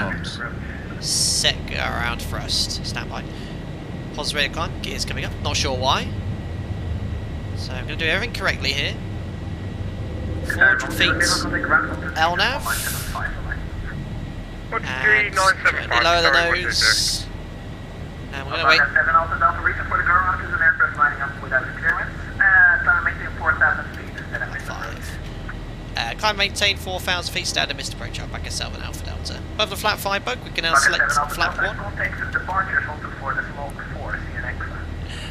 124.4. See you shortly, Alpaca 7 Alpha Delta. Bye. What on earth did I have to go around for? And above the flap 1 bug, select flaps up. The ZIBO mod, absolutely perfect in go around. We spent a lot of time over a year ago making sure everything worked correctly. The flight director guidance, the bug speeds, well, it should be 222 knots, not 224. Absolutely beautiful, really, really nice. And then what we do with my operator, actually the missed approach is hand flown, and then approaching level off at out hold, we then re-engage the automation. So that's it. But that missed approach has been flawless with the mod. Everything has worked perfectly. Even I worked okay. Approaching 1 to go. Approach hello Alpaca 7 Alpha Delta. Standard missed approach 31 left. Alpaca 7 Alpha Delta, hello again. Turn right, heading 090 degrees. Right, heading 090 degrees. Alpaca 7 Alpha Delta. So remember, manual thrust here. Alpaca 7 Alpha Delta, stop climb 5,000 feet, speed 220 knots. Sorry, I just levelled off at the missed approach altitude of 4,000. Confirm climb 5,000. Correction, 4,000 feet and speed 220 knots. Speed 220 knots, maintaining 4,000 feet, and we're turning right heading 090 degrees. Alpaca 7 Alpha Delta. There's 4,000 feet. So command, auto throttles engaged, 220 knots. Heading select, and right to heading 090 degrees. And we can now do the after takeoff checklist. So gear up and off, leave the auto brake where it is because you're going to be making another approach. Auto brakes off, air conditioning, pressurization 1.5 set. What am I doing? Leave passengers in there. And that's it, check's complete. So it is 4,000 feet. Why have we got the altitude here? Transition altitude. Let's just put in 5,000 here. There we are, stops it moaning. There we are. Yeah, so really nice missed approach there. The mod worked really well. The go around I did there is pretty much spot on as per the SOP. Hand fly the aircraft. You initiate flap retraction above 400 feet after selecting a roll mode. So we selected LNAV for the standard missed approach. As soon as we're above the flap 15 bug, select flap 5, 5 bug flap 1, and you can't actually manually select a speed in Toga. It's automatically retracting the flaps, increasing the speed for you based off the missed approach. Sorry, based off the fixed speeds, based off maximum takeoff weight, and you just follow the flight directors. Level off at the missed approach altitude, engage your autopilot, don't forget. Vectors ILS 31 left, Alpaca 7 Alpha Delta. Don't forget to re-engage the automation and the auto throttle if your hand flew and disconnected everything there. And that's it now. The FMS still has the missed approach coded in it, so you need to reselect the approach. So ILS 31 left, we can execute that. What I'm going to do is just route direct to Lubick on the extended sense line. This is exactly how I do it in real life, guys.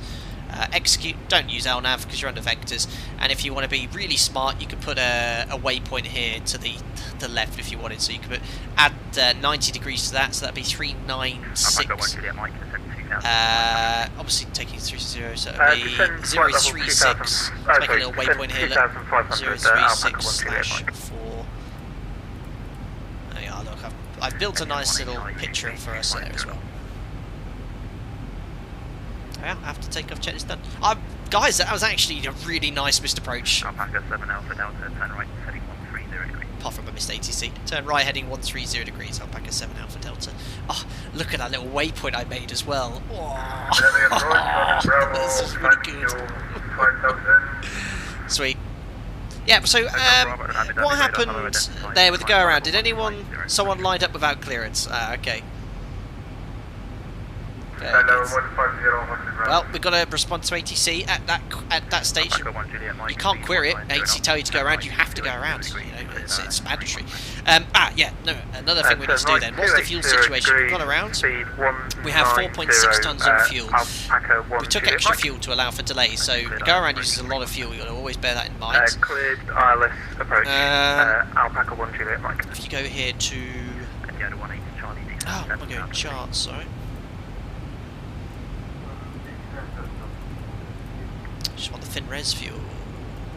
Sorry, the diversion fuel. So yeah, you go, reserves. That's 3 tons. That's 3 tons to divert from a missed approach in Abu Dhabi for having flown the full missed approach, divert to Dubai, and landing in Dubai, and landing with the final reserves intact. So I'm happy to get down to kind of like 3.2 before I'm thinking, right, I need to get on the ground here. At the moment, we have 4.4, so we've got at least a ton on top of that. We could mess around for another 25 minutes before I had to start thinking about, right, I need to start diverting and to make sure I can land here. Now you can also, there is another option, which is to commit to your destination. An airport like Abu Dhabi, that's probably not a bad thing because you've got 2 runways available, and you can actually use your diversion fuel, your alternate fuel, not your fin res fuel. You have to always do everything to protect that, but you can use your alternate fuel to divert to Dubai to actually commit and use to perhaps delay the approach further. Descend 3,500 feet, speed 190 knots. So 3,500 feet checked. Ah, sorry. Descend altitude 2,500 feet. Sorry, Alpaca 7 Alpha Delta. So 2,500 is set, and let's select the up speed, and now flap 1. There's 190 knots as requested. Fuel, running 300 kilos. Landing weight's going to be now 61.6. There we are. How can it go up? 144 and it's currently 143. That doesn't make sense. It should be the other way. Not sure. Anyway, flap 1 under vectors for the second approach. Looks like we're going to get slotted in behind this guy. Maintain till 4 DME, Alpaca 1 Juliet Mike. There he is. Is that an alpaca? It is. There we go. What do you reckon the go around, guys? Guys, I'm going to rename this video title. That's one of the best missed approaches I've ever flown. Even the real aircraft. Missed approaches are rare, but every approach we always brief the missed approach actions. If you remember, around 30 minutes ago, I discussed what I do in the event of a missed approach. Push Togo, go around flat 15. Right heading 220 degrees, Alpaca 7 Alpha Delta.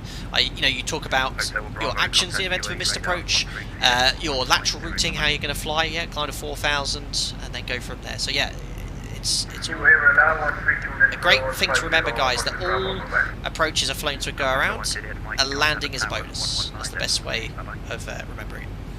119.2. Ah, Matthew, you put 60.8 instead of 61.8 when you first calculated before. Nothing to see, Matthew. A great emoji from the members there to use. 1,000 to go. Checked.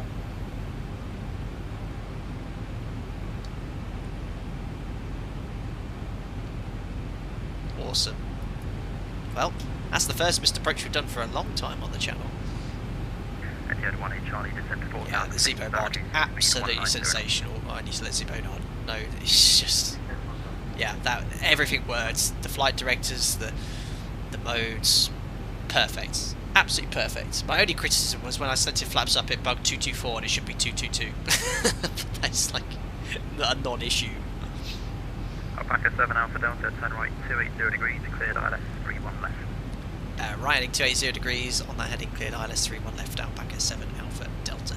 Right, localizer, correct sensing approach as well, cleared approach, we can arm approach. You might have told me a speed as well, I think.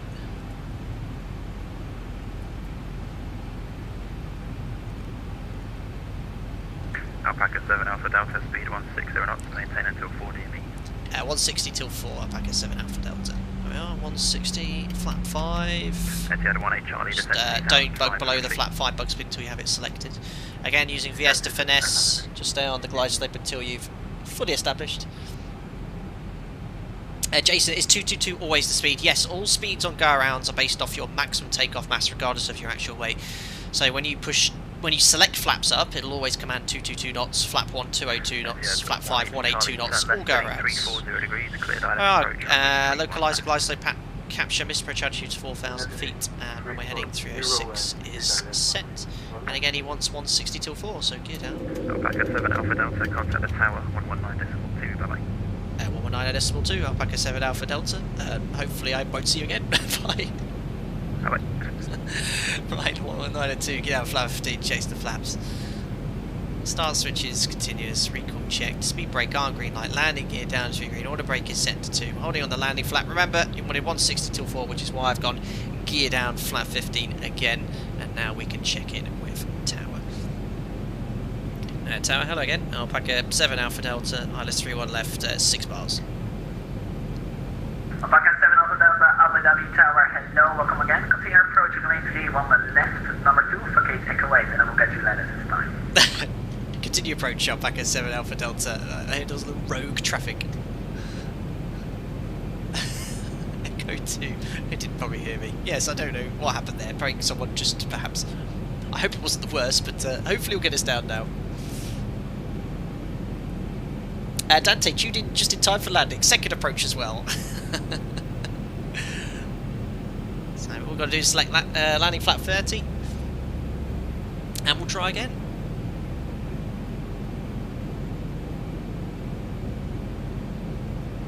Jock says, what happens when you run out of fuel before landing? Well, that was stating the obvious, Jock. Alpaca 1 Juliet Mike, left Echo 8, flap 30. There we are, so flaps, Left Echo 8 and we have 30 green lights, and we're just waiting for our... 7 Alpha Delta, traffic is in company A300 for gaining Echo 8, winds to calm, running 31 left, clear to land. 3 on left, clear to land, Alpaca 7 Alpha Delta. Clear to land, flaps we have 30 green light, lights are on, checks complete. Take 2, ladies and gentlemen, disconnecting the autopilots, disconnecting the auto throttle. Pitch power is so good in this aircraft. It's just flying a 737 in a desktop sim. It is just... You guys are so sick of me saying it, but the ZIBO mod is... It is the one. Like in the Matrix. Alpaca 1 Juliet Mike, please continue taxiing until you're holding. Right, 500 continue, fully stable. 400. Apologies, tower. Like a lot of the... Alpaca 1 Juliet Mike. Like a lot of runways in X-Plane 11, the default runways... the touchdown zone is completely wrongly marked here. Someone commented on the last video about that, but that should be a little bit further. 200. The speed's a bit low here. Minimums. Continue. Just get it back to our target speed of 0 plus 5. We're descending 100. now. Check. Close. Hold the altitude. A little bit of a float. Come on. Oh, that was bad. Oh, that was naughty. Right, speed breaks up. Reverser's going to go on reverse. But it's not the first high speeds. We're going to take the second one here. Manual braking. That was a little bit of a float there. Whoops. 100 knots. Manual braking, 80 knots. And we're down at least. And 6 123 knots. decimal And here's Echo 8. Ladies and gentlemen, welcome to first ever time, Abu Dhabi. Alpaca 7 Alpha Delta, application left, Echo 8, Echo, hold short. Correction, Echo 6, hold short of Foxtrot. Okay, Echo 8, Echo 6, hold short of Foxtrot, Alpaca 7 Alpha Delta. So, let's have a look here at the charts.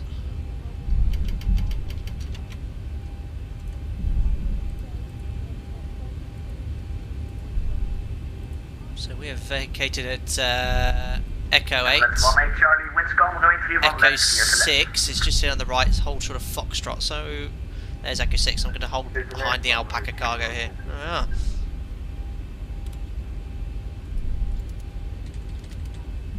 Awesome, awesome, awesome flight, guys. Really enjoyed that. And it was actually nice. The go around was a nice little surprise, spiced up a little bit.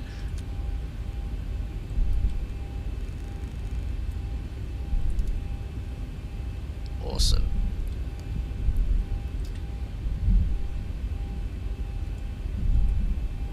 So we'll Alpaca 7 Alpha Delta, contact route 123.975. Have a nice day, and it was an awesome stream, mate. 123975, appreciate it. Alpaca 7 Alpha Delta, agency was brilliant, and if you pass the message on to your colleagues, that would be appreciated. See you soon. I will text it to my colleague. Ciao. Perfect. Ground 123975. Yeah, it was a great job. Those guys are superb. 501. So here's Echo 6. Just taxi forward a little bit here, and then we'll check in. Get our taxi instructions. Don't forget pen and paper, guys. There's nothing wrong with using pen and paper. We're using the scratch pad in real life, or Jim would be. I'll be making a note of the taxi instructions. Abu Dhabi ground, hello. Alpaca 7 Alpha Delta. Just at Echo 30, 6. 20, 10. Lizzie Winter, thank you so much. I'll repeat it in a second.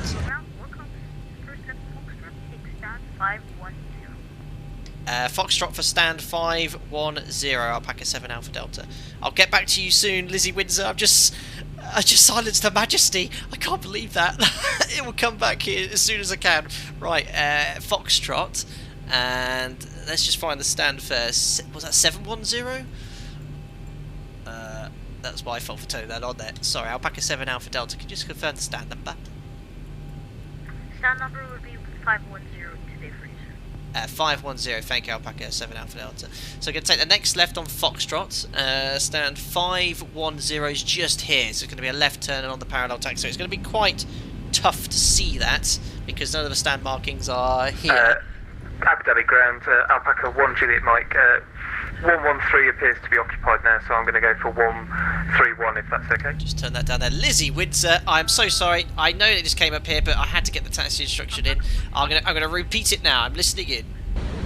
50, 40, 30, 20. Oh dear, the 10.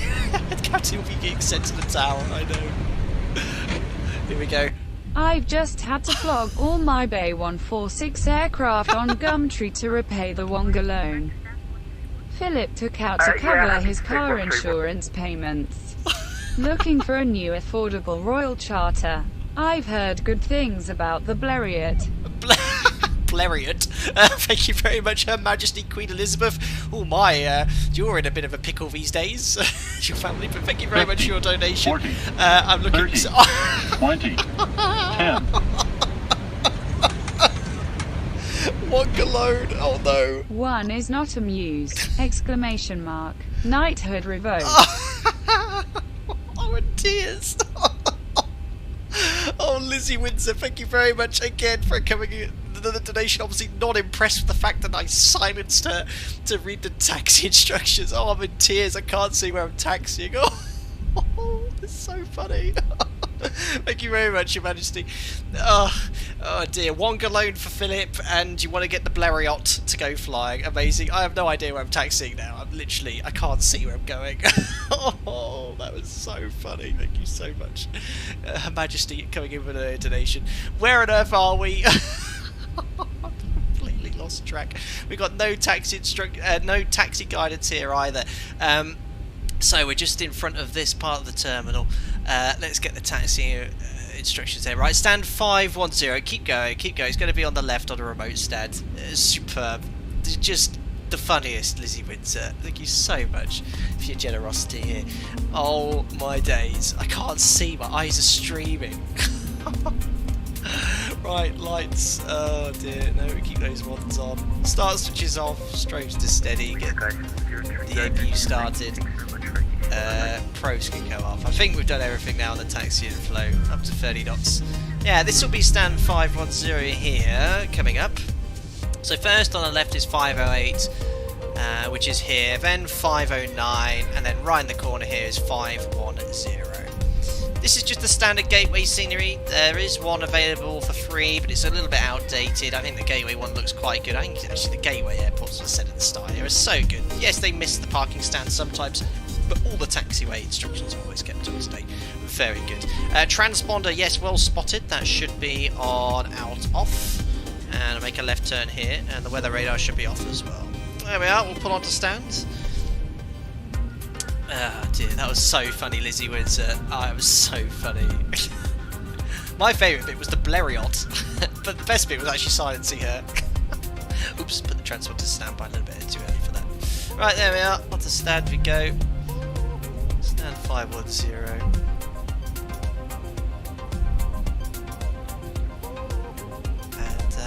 Yeah, we'll bring it to a stop around there. No marshal here, unfortunately. There you are. Parking brake is set. That APU's ready. Ah, look at that. 2 blues, 1 red. The engines are dead. Ladies and gentlemen, welcome to Abu Dhabi. What a fantastic flight that was. Everything was superb. Excellent ATC. Had ATC for the entire sector. Go around really spiced up as well. I don't know why I had to go around exactly. Apparently it was traffic on short final, but it was a nice test for the ZIBO mod and myself to fire off those procedures. Just going to wait for the N2 to drop below 20%. Heap K, where will the next destination be? I haven't decided yet. I hope to stream one day this weekend, but I'm also hoping to fly one day this weekend. I know what day I'm flying. I'm not going to tell you guys, but as soon as that flight's done, I'll plan the next stream. There we are, anti-collision light is off, and there she is. Another successful sector in the excellent ZIBO mod. It's just my favourite. I'm not saying that because I fly the 737. It is probably one of the best model aircraft there, even though it's free. It's just, I cannot stress enough how accurate this aircraft is. It's just phenomenal, and it just ticked all the boxes today. So yeah, I thoroughly recommend 34613 if you get a chance to download that. Very nice. Let's have a little read of some of these comments here as well on the approach there. It was very busy. Go around is fun. Go around was fun. Why the go around? Braviation. Yeah, it was apparently traffic lined up without clearance in Scott Walker. There we go. Don't fully understand though. Tom Baldock saying, yeah, very good. Well done. Yeah, max 210 knots on the go around. Tom, you're quite right. So in hindsight, what I should have done is left the flaps in flap 1. That would have kept the speed at 202 knots until we've actually been vectored off the approach, off the missed approach there. So very well remembered. I actually missed that there, so we went to 222 knots. So yeah, that's a mistake I made on the missed approach. Well done pointing that out. Perfect. Hey guys, said second or third lesson doing circuits, not really having ever done a go around. My instructor calls go around about 30 feet above the runway. I was dumbfounded. Well, the key thing is actually, if you have a bit of time, don't rush into it. If you're in a GA aircraft, it's a little bit easier, but a commercial aircraft like this, you want to make sure on the 7-3 your missed approach altitude's set. Now, if you're at 50 feet, yeah, you're going to have to get out of there. But like where you are there, right, just sit on your hands for half a second. Is everything set? Are we ready to go? Yeah, we are. Perfect. So off we're going around. They got vectored for another approach. Got a nice little butter. Bit of a float though. Bit of a float deck to sieve, as John Padfield said. So yeah, a little bit. The aiming points are always a bit wrong on the default runways. So it looks like we were outside the touchdown zone, but yeah, we're probably 300 meters beyond where we should have touched down here. But on a long runway like this, it's not the end of the world. But yeah, very happy with that one. Thanks, Paul F, for keeping out the nonsense there. I can see the moderator's a little bit busy on the approach there. Thanks a lot, guys, for all the time you spend to help moderate streams. Really appreciate it. Lou, when it says, I came from the ZIBO mod forum page and clicked to see a tutorial and you're live. Yes, I've been working closely with ZIBO for the last 2 years, providing feedback and testing the mod. So welcome to the stream. Perfect. Cool. Well, guys, what a fantastic day. Really nice stream. Nice to have gone to Abu Dhabi. Really enjoyed this sector. I'm sorry that the routing shortcut we got for the fantastic shortcut we got from ATC actually knocked out a lot of the beautiful scenery of the southern side of Pakistan and Iran. But hopefully next time we fly around here, I'll make sure we deny such a generous shortcut from ATC. But there we go. Right, anyway, let's turn off Fly Live. We'll just log off of VATSIM here as well. And cue the funky replay music, if I can find it. There we are. Awesome. Right, let's pop us back on the approach here. All the airports you saw today, guys, everything was stock X-Plane 11. It's incredible how good it is, actually. The only thing was the Ortho 4 XP, which I thoroughly recommend having a look at if you want to get some nice satellite imagery. It's very easy to download. It looks complicated, but it really isn't. Let's turn this music down slightly. I can't even hear myself in there. There we are. Right, let's have a look at the landing here. Crank the sounds up as well on the replay. The check height was quite nice, but I just, yeah, in reality, aircraft likes to settle down a little bit more, but a healthy altitude, and actually, I look a little bit to get a butter.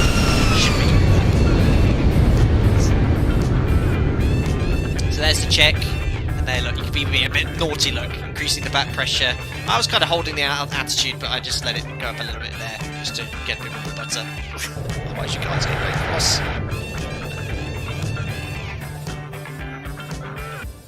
Love this view. Ah, it's just dynamically so nice. Like, you really see the effects of the flight controls and lift and X-Plane. So nice. Zooming out, not in. Very, very cool. Can you make a flight from Abu Dhabi to Muscat? I'll consider that. I'll have a look and keep an eye on. Generally, when I'm outside of Europe, I'm trying to stick to VATSIM events to ensure some ATC and stuff. I haven't yet visited Oman, but I'll keep an eye on it. But it was nice to depart from Pakistan today. There's the check. Now, ideally, we should have touched down now. Just held on there for another couple hundred meters. Lovely jumping. Excellent. Right, guys, that's the end of another Flight Data Sim tutorial, or live stream. Also a tutorial, but I hope you found that interesting as ever, and learned something new as ever. To all the moderators, thank you so much for spending the time to help keep the chat tidy and clean. To all my members, thank you for the continued support. Thank you to everyone that donated as well, very generous of you as always. Next live stream, I hope to get one, well, I'll definitely get one done for this weekend, but I am going flying in the next few days. Not going to say what day it is, but I'll tell you all about it when we next go streaming, because it's the first time I've ever done one of these kind of like takeoffs and landings, maintenance test flight or recency flight. I'll tell you all about it next stream, it's going to be very fun. Guys, as ever, stay safe out there, and I'll see you all on the next live stream and or tutorial very soon. Bye bye for now.